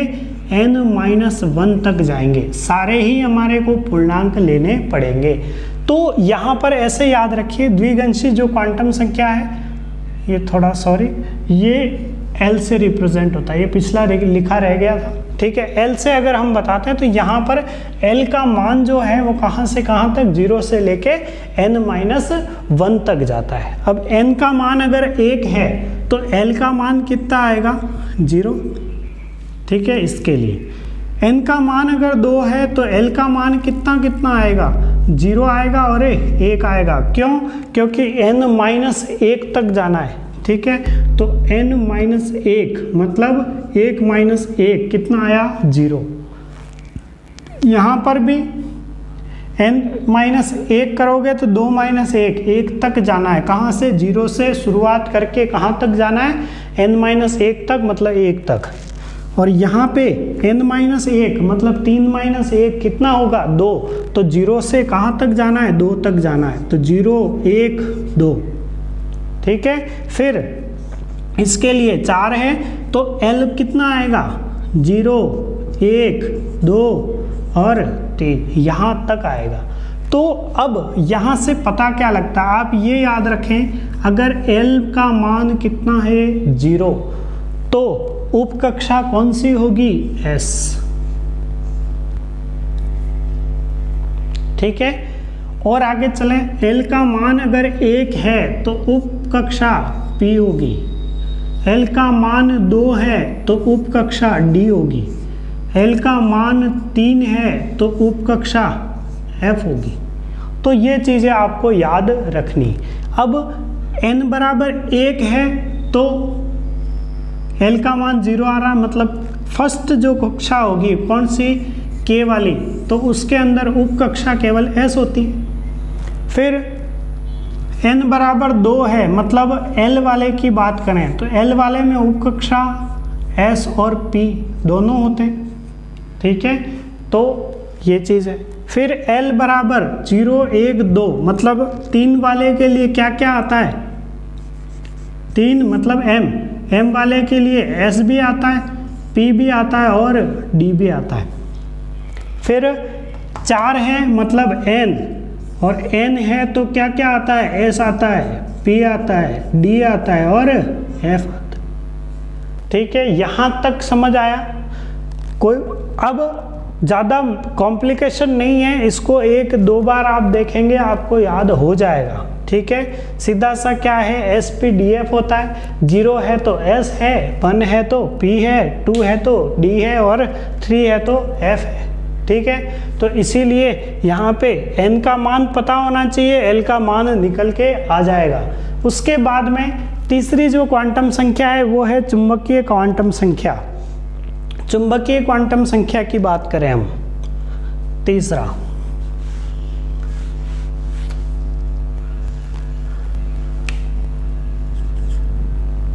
ठीक है, कौन से की बात कर रहे हैं, चुंबकीय क्वांटम संख्या।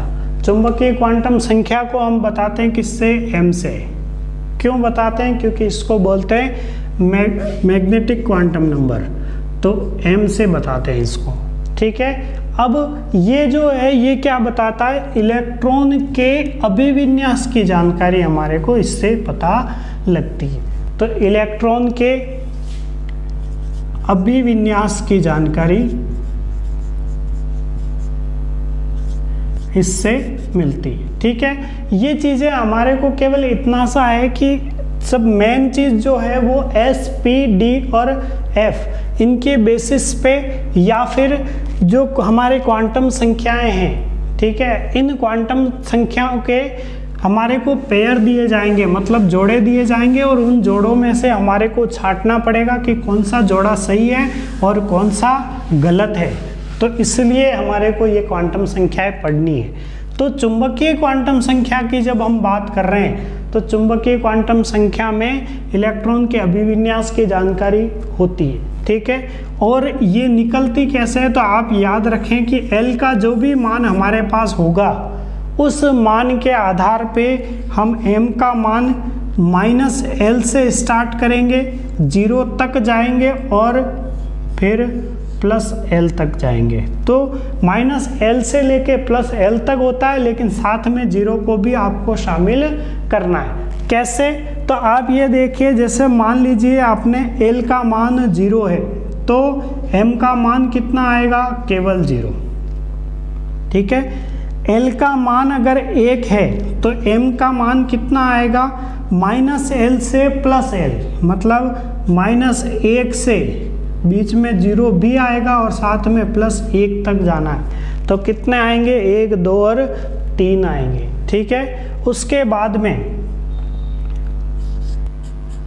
2 है तो 2 है तो m का मान कहाँ से कहाँ तक, -2, -1, 0, 1 और 2। ठीक है, तो ये इस तरीके से हमारे को चुंबकीय क्वांटम संख्या के बारे में भी हमारे को पता लगता है। उसके बाद में चौथा एक क्वांटम नंबर या चौथी क्वांटम संख्या जो है वो है हमारे पास चक्रण क्वांटम संख्या। चक्रण क्वांटम संख्या। ठीक है, चक्रण क्वांटम संख्या जो है उसको हम बताते हैं S से। ठीक है, S से बताने का कारण है, इसको हम बोलते हैं स्पिन क्वांटम नंबर, और चक्रण क्वांटम संख्या मतलब S से हम बता रहे हैं। अब S से बता रहे हैं तो ये चीज़ क्या बताती है कि इलेक्ट्रॉन के चक्रण की दिशा बताती है।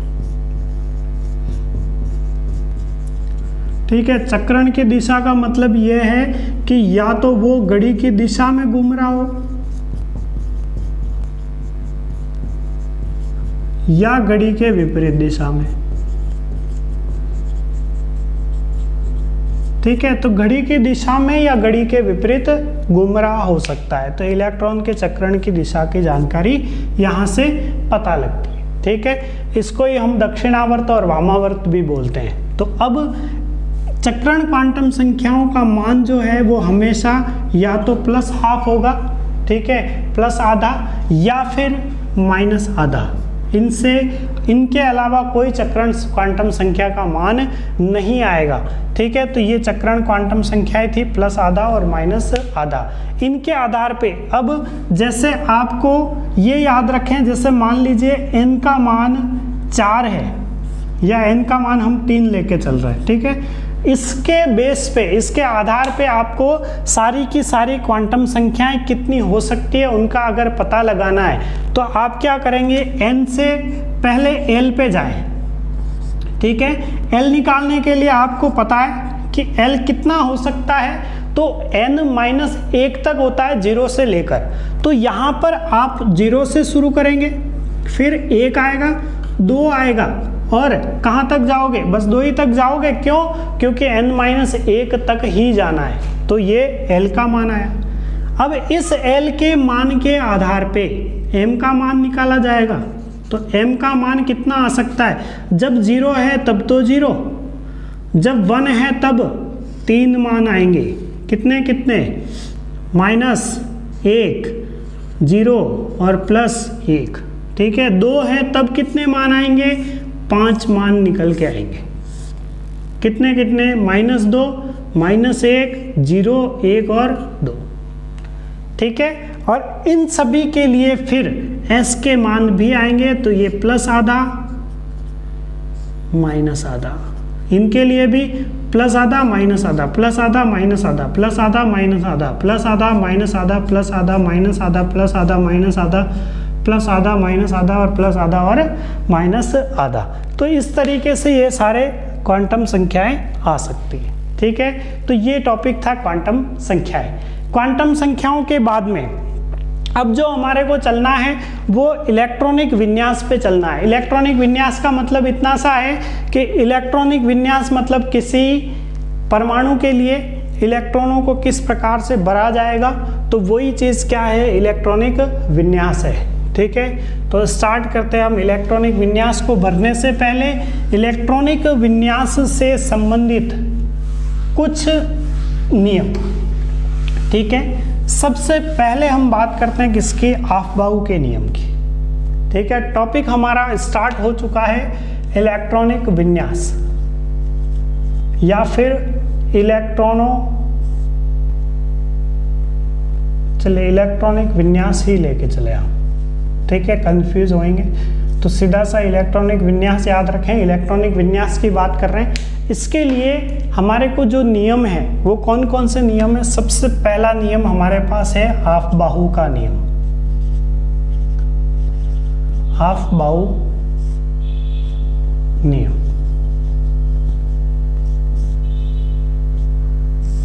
ठीक है। इस नियम के अनुसार हमेशा इलेक्ट्रॉन ऊर्जा के बढ़ते हुए क्रम में भरे जाएंगे। मतलब सबसे पहला इलेक्ट्रॉन सबसे कम ऊर्जा वाले उपकोष या कक्षक में भरा जाएगा और फिर उसके बाद धीरे धीरे जैसे जैसे ऊर्जा कक्षकों या उपकोषों की बढ़ेगी उसी हिसाब से उसमें इलेक्ट्रॉन भी भरे जाएंगे। तो यहाँ पर हम लिख सकते हैं कि अफबाऊ नियम क्या कहता है कि किसी परमाणु के लिए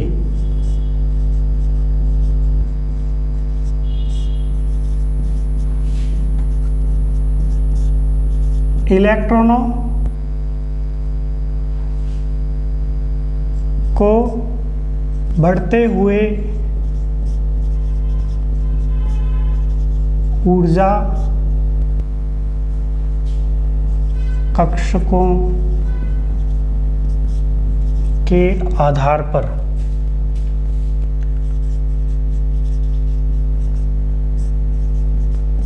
भरा जाएगा।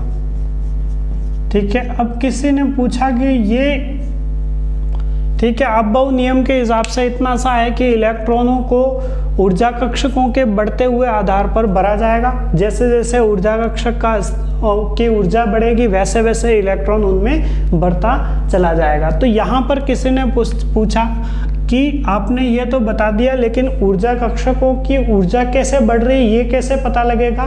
तो इसके लिए उन्होंने एक डायग्राम से हमारे को बताया। इन्होंने बोला कि जो भी आपके पास में कक्षक हैं उनको यहाँ पे आप लिख दें। कैसे सबसे पहले 1s 2s 3s 4s 5s 6s और 7s, फिर 2p 3p 2p 3p 4p 5p 6p 7p, ठीक है। उसके बाद में 3d 4d 5d, ठीक है, और 6d, फिर 4f और 5f, ठीक है। तो ये चीज़ें हैं। अब इनके ऊर्जा का क्रम कैसे बढ़ेगा, तो आप सीधा सा ये याद रखें कि सबसे पहले हमारे पास स्टार्ट करना है 1s से,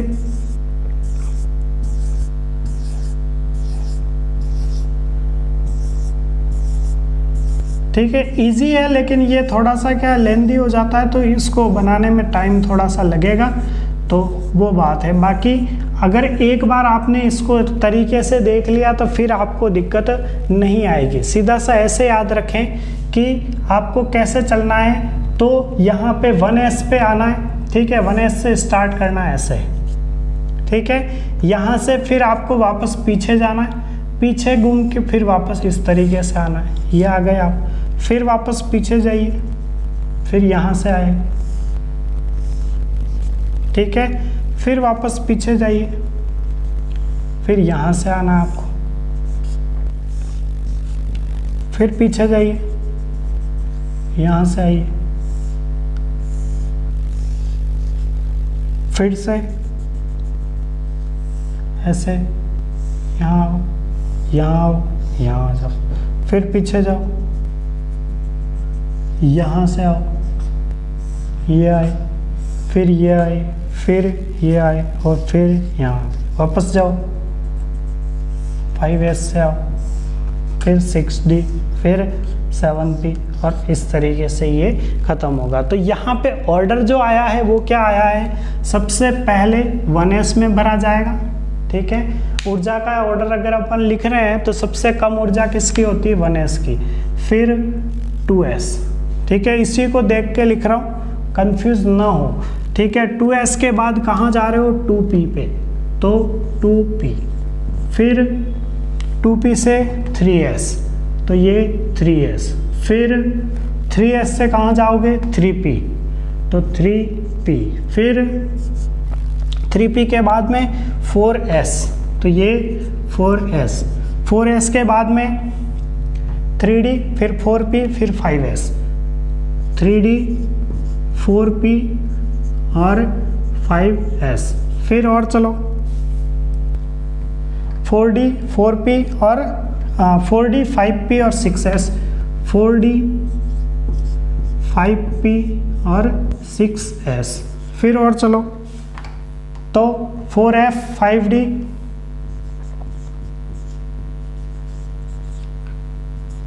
4f 5d 6p और 7s, ठीक है। 5f 6d 5f, फिर 6d और फिर लास्ट में 7p, तो ये ऑर्डर चलेगा। अब यहाँ पर ऐसा है कि बहुत सारे लोगों को इस ऑर्डर को देख के डर लगा, ठीक है। डरने की ज़रूरत नहीं है, बस आप अगर इसको एक बार सीख जाते हैं तो आपको दिक्कत नहीं आएगी, ठीक है। लेकिन फिर भी अगर किसी को नहीं याद रहता है तो हम इलेक्ट्रॉनिक विन्यास को लिखने का बिल्कुल आसान तरीका सीखेंगे, उसके बेस पे हम आराम से किसी भी संख्या का इलेक्ट्रॉनिक विन्यास लिख पाएंगे, ठीक है। तो यहाँ पर ये था ऑफबाउ का नियम। ऑफबाउ नियम के बाद में एक नियम और आता है, वो आता है हुंड का अधिकतम बाहुल्यता का नियम। तो हुंड का जो नियम है, तो हुंड जो है वो ये कहता है कि किसी भी उप कक्षा के लिए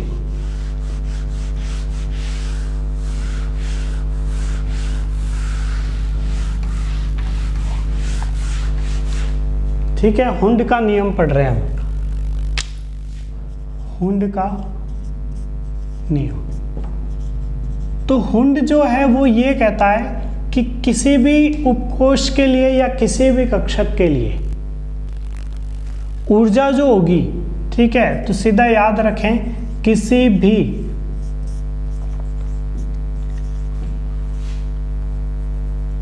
किसी भी कक्षा में, ठीक है, कक्षा या कक्षक बोलेंगे हम, क्या सॉरी, किसी भी उपकक्षा में, है ना। उपकक्षा इसलिए क्योंकि सिंपल सा आप याद रखें, आपके पास में जो कक्षाएं होती हैं वो कक्षाएं तो क्या होती है, 1 2 3 ये कक्षाएं हैं। अगर इनके साथ में आप S लगाते हैं, P लगाते हैं या इस तरीके की चीज़ें लगाते हैं तो ये उपकक्षाएं हो जाती है। तो यहाँ पर हम किसकी बात कर रहे हैं, उपकक्षा की। तो किसी भी उपकक्षा में इलेक्ट्रॉन की पुनरावृत्ति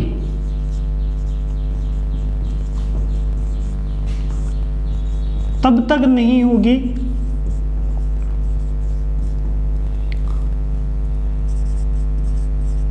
जब तक उस उपकक्षा के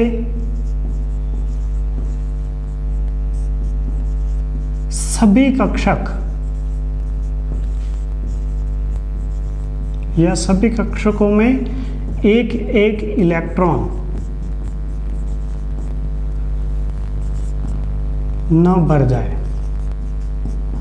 ठीक है, मतलब सीधा सा है, बस लिखा, थोड़ा सा लिखने से क्या होता है कि थोड़ा सा हमारे को कॉम्प्लिकेशन होता है। हम अगर डायग्राम से किन्हीं चीज़ों को देखें तो वो हमारे दिमाग में आसानी से जाती है, याद अच्छे से रहती है। सीधा सा याद रखें आप कि जब आपके 2s की अगर हम बात करें तो s जो होता है वो बनता है इस प्रकार से।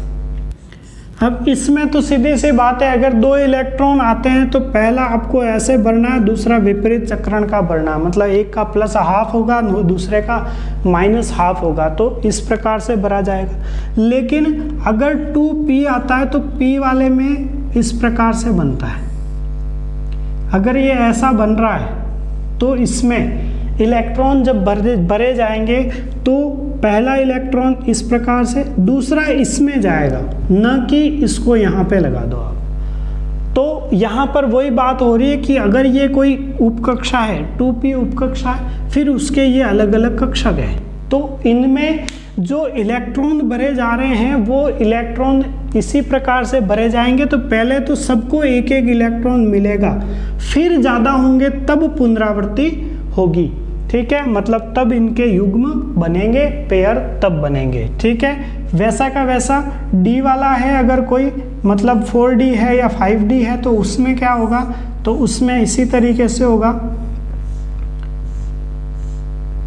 ठीक है, तो उसमें युग्मन जो है वो पहले एक एक इलेक्ट्रॉन सभी को दिए जाएंगे, फिर युग्मन प्रारंभ होगा। तो मतलब यहाँ पे तो दूसरे इलेक्ट्रॉन पे ही क्या हो जाता है, युग्म बन जाता है। ठीक है, यहाँ पर चौथा इलेक्ट्रॉन जब तक नहीं आएगा तब तक युग्म नहीं बनेगा, मतलब चौथे इलेक्ट्रॉन पे युग्मन प्रारंभ होता है, मतलब जोड़े तब बनेंगे। इसमें अगर बात करोगे तो छठे इलेक्ट्रॉन पे युग्म बनते हैं, मतलब छठा इलेक्ट्रॉन आएगा तब जोड़े बनने स्टार्ट होंगे। उसके बाद अगर F कभी आ जाता है, ठीक है, तो F वाले में क्या होगा, एक एक इलेक्ट्रॉन जब इनमें भरोगे तो टोटल 7 इलेक्ट्रॉन तो इनको चाहिए। 8वां इलेक्ट्रॉन जब आएगा तब यहाँ पे युग्मन प्रारंभ होगा। ठीक है, तो 8वां इलेक्ट्रॉन जो होगा वो क्या करेगा, युग्म बनाएगा, तो उसके बाद में युग्म प्रारंभ होंगे। तो ये चीज़ें थी, ये हुंड का नियम है, हुंड का अधिकतम बाहुल्यता का नियम। और इसके बाद में एक नियम और आता है, वो आता है N+L नियम। ठीक है, N+L नियम जो है वो अफबाऊ के नियम का ही भाग है, लेकिन फिर भी पढ़ना तो है ही, तो इसलिए लिखते हैं, देखते हैं हम N+L नियम।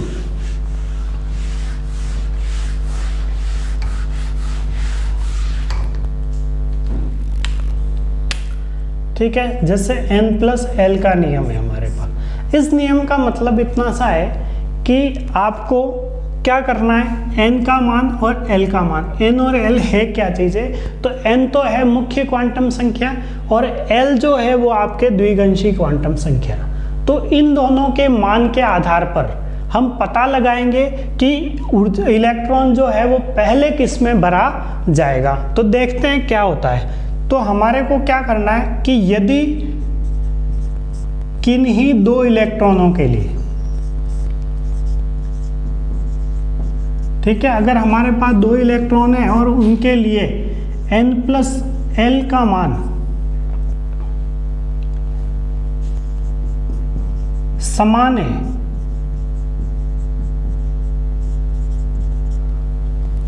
ठीक है, n+l का मान अगर समान है तो इलेक्ट्रॉन पहले उस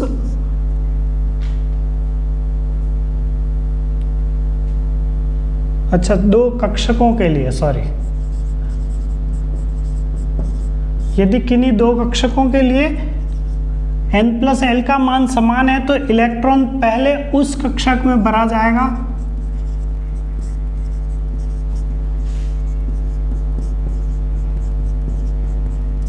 जिसके लिए n का मान कम हो।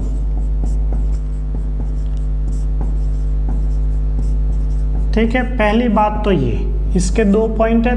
और दूसरा पॉइंट ये है कि अगर n+l का मान हम पता लगा रहे हैं तो n+l का मान अगर कम है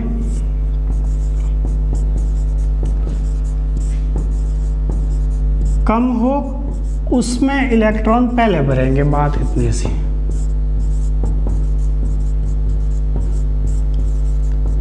पहले भरा जाएगा। ठीक है, अब ऐसे देखते हैं हम, यहां से अब आगे चलेंगे। अब यहाँ पे इस नियम का मतलब समझने की कोशिश करते हैं। यहाँ ऐसे देखिए, जैसे आपके पास में एक तो 3D है और एक 4s है ना। अब यहाँ पर इन दोनों के लिए अब इलेक्ट्रॉन किस में पहले भरा जाएगा, किस उपकोष के अंदर इलेक्ट्रॉन पहले भरा जाएगा। ठीक है, यहाँ कक्षक हो या उपकोष, दोनों ही चीजें याद रख लें, है ना। तो यहाँ पर अब 3D और 4s की अगर बात करें तो इन दोनों में किस में इलेक्ट्रॉन पहले भरा जाएगा, तो कैसे पता लगे, उसके लिए n+l का मान इसमें निकालो। n का मान कितना है इसके लिए, तो n का मान तो है 3, जो आगे लिखा है वो n है। फिर d है, तो d का मतलब l का मान यहाँ से निकलेगा। d कब होता है, l का मान कितना होने पे d होता है, सीधा याद रखें, l का मान 0 मतलब s, 1 मतलब p, 2 मतलब d, तो l का मान कितना है 2। ठीक है, इधर वाले में यहाँ पे बात करें, n का मान कितना है 4, l का मान कितना है 0 होगा तब s होगा, तो इसका मतलब l का मान कितना है 0। तो इन दोनों के लिए अगर हम बात कर रहे हैं तो यहाँ पर ऐसे देखें कि यहाँ n का मान, इन दोनों के लिए n का मान कितना है, यहाँ पर 3 है और l का मान कितना है 2, तो ये दोनों मिला के n+l की वैल्यू कितनी हो गई इनके लिए 5। जबकि इनकी बात करें तो n+l का मान इनके लिए कितना आ रहा है, तो केवल कितना आ रहा है 4, मतलब इनका मान कम है, तो इलेक्ट्रॉन पहले 4s में भरे जाएंगे।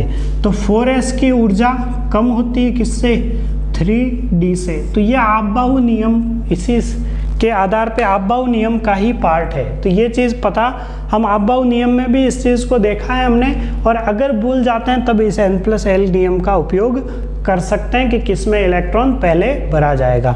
ठीक है, और उदाहरण लेते हैं हम, जैसे मान लीजिए हमारे पास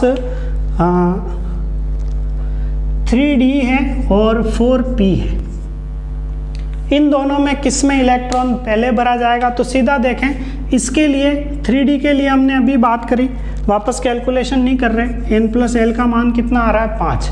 4p वाले की बात करें तो n का मान तो कितना है 4 और p का मान कितना है, l का मान मतलब p का मान कितना, p के लिए l का मान कितना होता है 0 और 1, तो यहाँ 1, तो ये भी मान कितना आ रहा है 5 आ रहा है। n+l करोगे तो 4 + 1 कितना हो रहा है 5।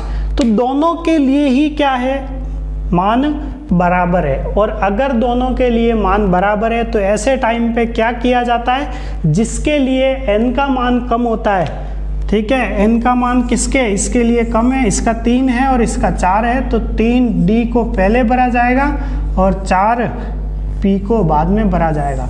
तो ये क्रम यहाँ पर अनुसरण किया जाएगा, मतलब इस ऑर्डर से हमारे को चलना है। तो ये चीज़ें थी n+l नियम के बेस पे। तो n+l नियम इस प्रकार से होता है। उसके बाद में हमारे पास जो अगला नियम है वो है पाउली का अपवर्जन नियम।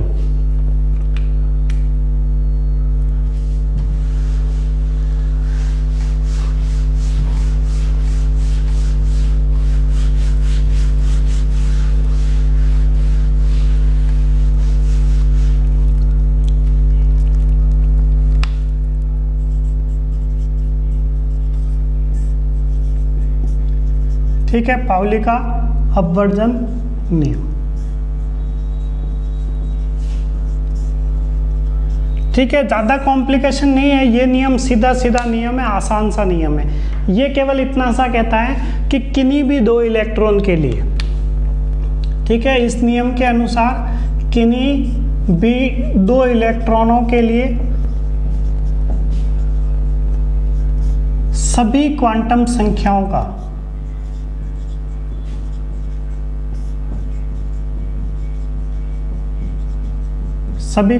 संख्याओं का मान समान नहीं हो सकता है।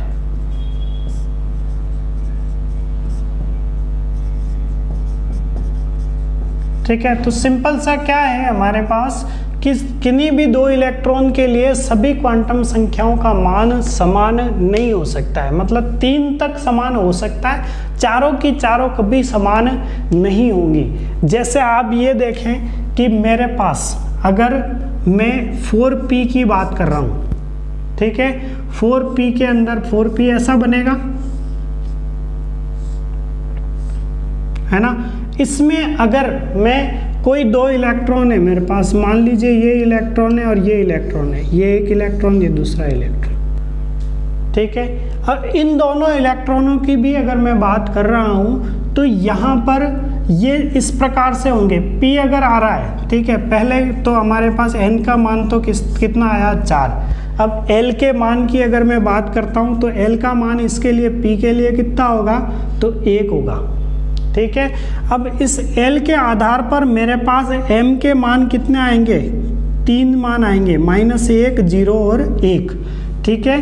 तो कोई भी एक -1, ये 0 और ये +1 हो गया मेरे लिए, ठीक है, इसके लिए। अब इसके आधार पे अगर मैं -1 वाले दोनों को लेके चल रहा हूँ तो यहाँ पर एक जो है वो तो प्लस आधा रखेगा और एक माइनस आधा रखेगा, मतलब s का मान प्लस आधा और माइनस आधा होगा। तो यहाँ पर ये देख सकते हैं आप कि यहाँ पर पहुँचने के लिए मेरे पास चारों जो पेयर है, n का मान कितना है, 4, l का मान कितना है, 1, m का मान कितना है, -1। 3 मान तो समान है दोनों इलेक्ट्रॉनों के लिए, लेकिन चौथा मान 1 के लिए जब मैं बात कर रहा हूँ तब तो आधा आ रहा है और दूसरे के लिए जब बात कर रहा हूँ तो कितना आ रहा है, -आधा। तो इसका मतलब इतना सा है, पाउली का नियम इतना सा कहता है कि किन्हीं भी 2 इलेक्ट्रॉन अगर मेरे पास हैं तो उन 2 इलेक्ट्रॉनों के लिए सभी क्वांटम संख्याओं का मान समान कभी भी नहीं होगा। तो ये पाउली का नियम था। फिर बाकी इसके बाद में हम कुछ नियम और देख लेते हैं, वो साथ के साथ फिर हम डायरेक्ट इलेक्ट्रॉनिक विन्यास को लिखेंगे, किस प्रकार से लिख सकते हैं। तो यहाँ अब एक है हाइजेनबर्ग का अनिश्चितता सिद्धांत।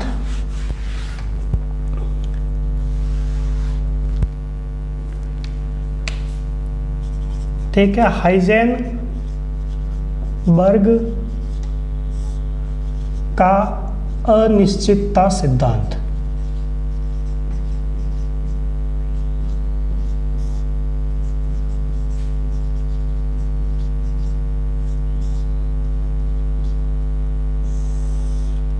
ठीक है, ये सिद्धांत जो है इस सिद्धांत के नाम में ही क्या आ रहा है, अनिश्चितता। मतलब ये सिद्धांत सीधी सी बात है, किसी न किसी चीज़ के अनिश्चितता पर बात कर रहा होगा। तो यहाँ पर जो अनिश्चितता है वो अनिश्चितता किसके लिए है? किसी भी सूक्ष्म कण के लिए है, मतलब वो सूक्ष्म कण आपके इलेक्ट्रॉन भी हो सकता है। तो यहाँ पर किसी भी सूक्ष्म कण की, तो हम ये बोल सकते हैं कि किसी भी सूक्ष्म कण की स्थिति और वेग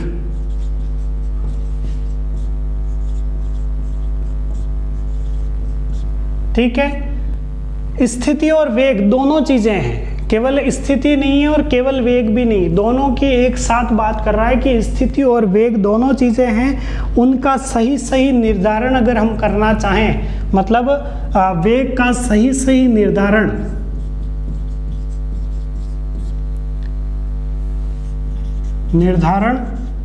एक ही समय पर संभव नहीं है, एक ही समय पर संभव नहीं है। मतलब हम ये बोल सकते हैं कि आप स्थिति अगर एक बार बताने की कोशिश करोगे तो वेग के बारे में नहीं बता सकते, और वेग बताना की कोशिश करोगे तो स्थिति नहीं बता सकते। मतलब दोनों चीज़ें एक साथ बताना आपके लिए संभव नहीं होगा। तो ये हाइजेनबर्ग का अनिश्चितता सिद्धांत था।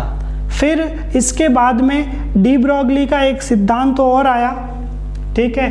डी ब्रोगली जो है वो बताता था पदार्थ की द्वैत प्रकृति, ठीक है। मतलब डी ब्रोगली का सिद्धांत है ना। तो डी ब्रोगली का सिद्धांत जो है वो पदार्थ की द्वैत प्रकृति, मतलब पदार्थ की दोहरी प्रकृति जो होती है,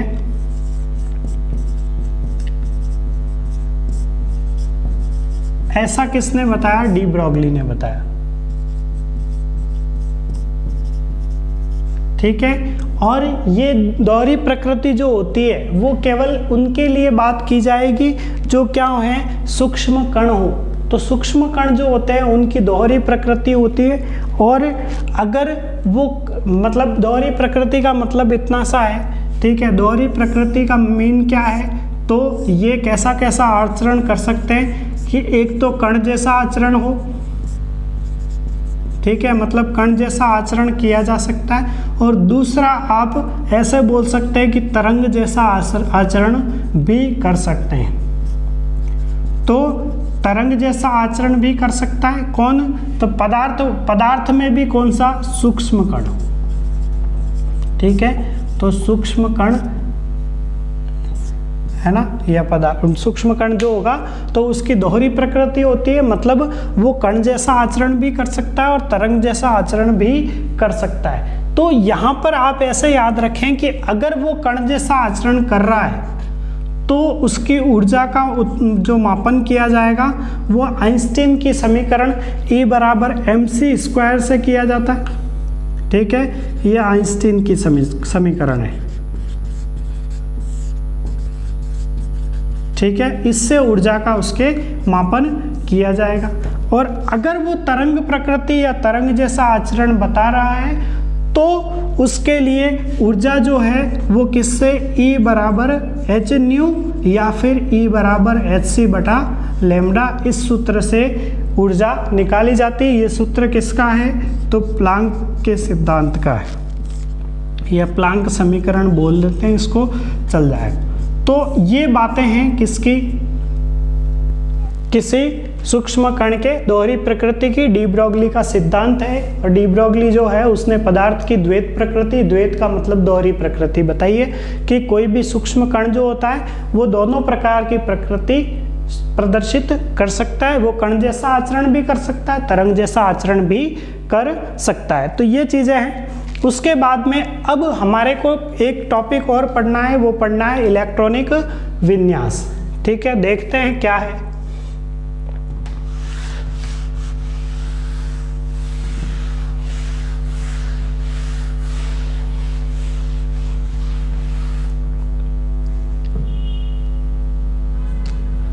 ठीक है, देखते हैं इलेक्ट्रॉनिक विन्यास को।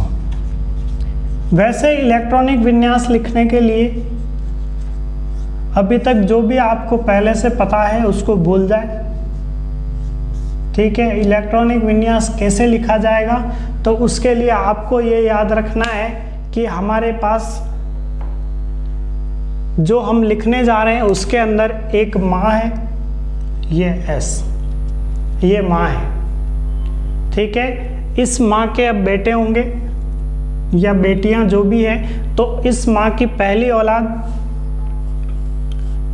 ये है पी। ठीक है, ये जो पहली औलाद है ये इसके पास में, मतलब इसको जो प्यारी है वो कब तक है, 2 साल तक। क्यों? क्योंकि 2 साल बाद इसके अगली औलाद हो जाती है। तो अब सीधी सी बात है, माँ के पास में कौन रहेगा, जो अगली औलाद होगी, नहीं जो अब जो छोटा है वो पास में रहेगा, तो ये इसको दूर रहना पड़ेगा।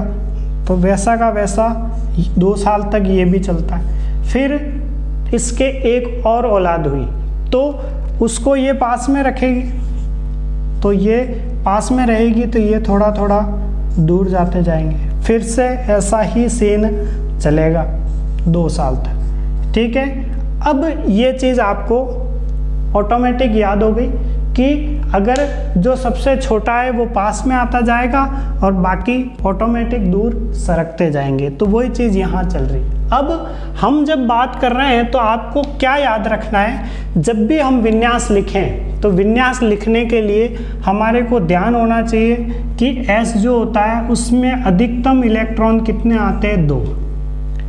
उसके बाद 4-4 बढ़ते जाएंगे, ऐसा याद रख लें। तो सीधी सी बात है, पी में अधिकतम इलेक्ट्रॉन 6, डी के अंदर अधिकतम इलेक्ट्रॉन 10 और एफ की अगर बात करेंगे तो अधिकतम इलेक्ट्रॉन 14 या 14 इलेक्ट्रॉन आ जाते हैं। ठीक है, फिर आपको याद और क्या याद रखना है, तो जो शुरुआत होती है ना, तो शुरुआत जो होती है वो आपको याद रखनी है कि एस की शुरुआत तो 1 से हो जाती, पी की शुरुआत 2 से हो जाती, डी की शुरुआत 3 से होती है और एफ की शुरुआत 4 से होती है। इतनी बातें अगर आपको याद है तो आप विन्यास आराम से लिख सकते हैं। ठीक है, कैसे, तो आप ये याद रखिए, पहला एक तो ये आपको याद होना चाहिए पैटर्न, दूसरा किस में कितने इलेक्ट्रॉन अधिकतम आ सकते हैं ये याद होना चाहिए, और शुरुआत किसकी कहाँ से होगी ये याद होना चाहिए। अगर ये 3 चीज़ें आपको याद है तो आप इलेक्ट्रॉनिक विन्यास कभी भी नींद में उठाकर भी आपको कोई बोल देगा तो आप लिख लेंगे। ठीक है, चलिए लिख के देखते हैं हम। जैसे मान लीजिए हमारे को किसी ने बोला कि परमाणु क्रमांक 68 वाले का आपको क्या करना है, विन्यास लिखना है। ठीक है, तो हमने क्या करा, इस प्रकार का एक पैटर्न लिख लिया। अब कहाँ तक जाना है, 68 तक जाना है, 68 तक जाना है। तो हम शुरुआत कहाँ से कर रहे हैं, 2 एस वाले से।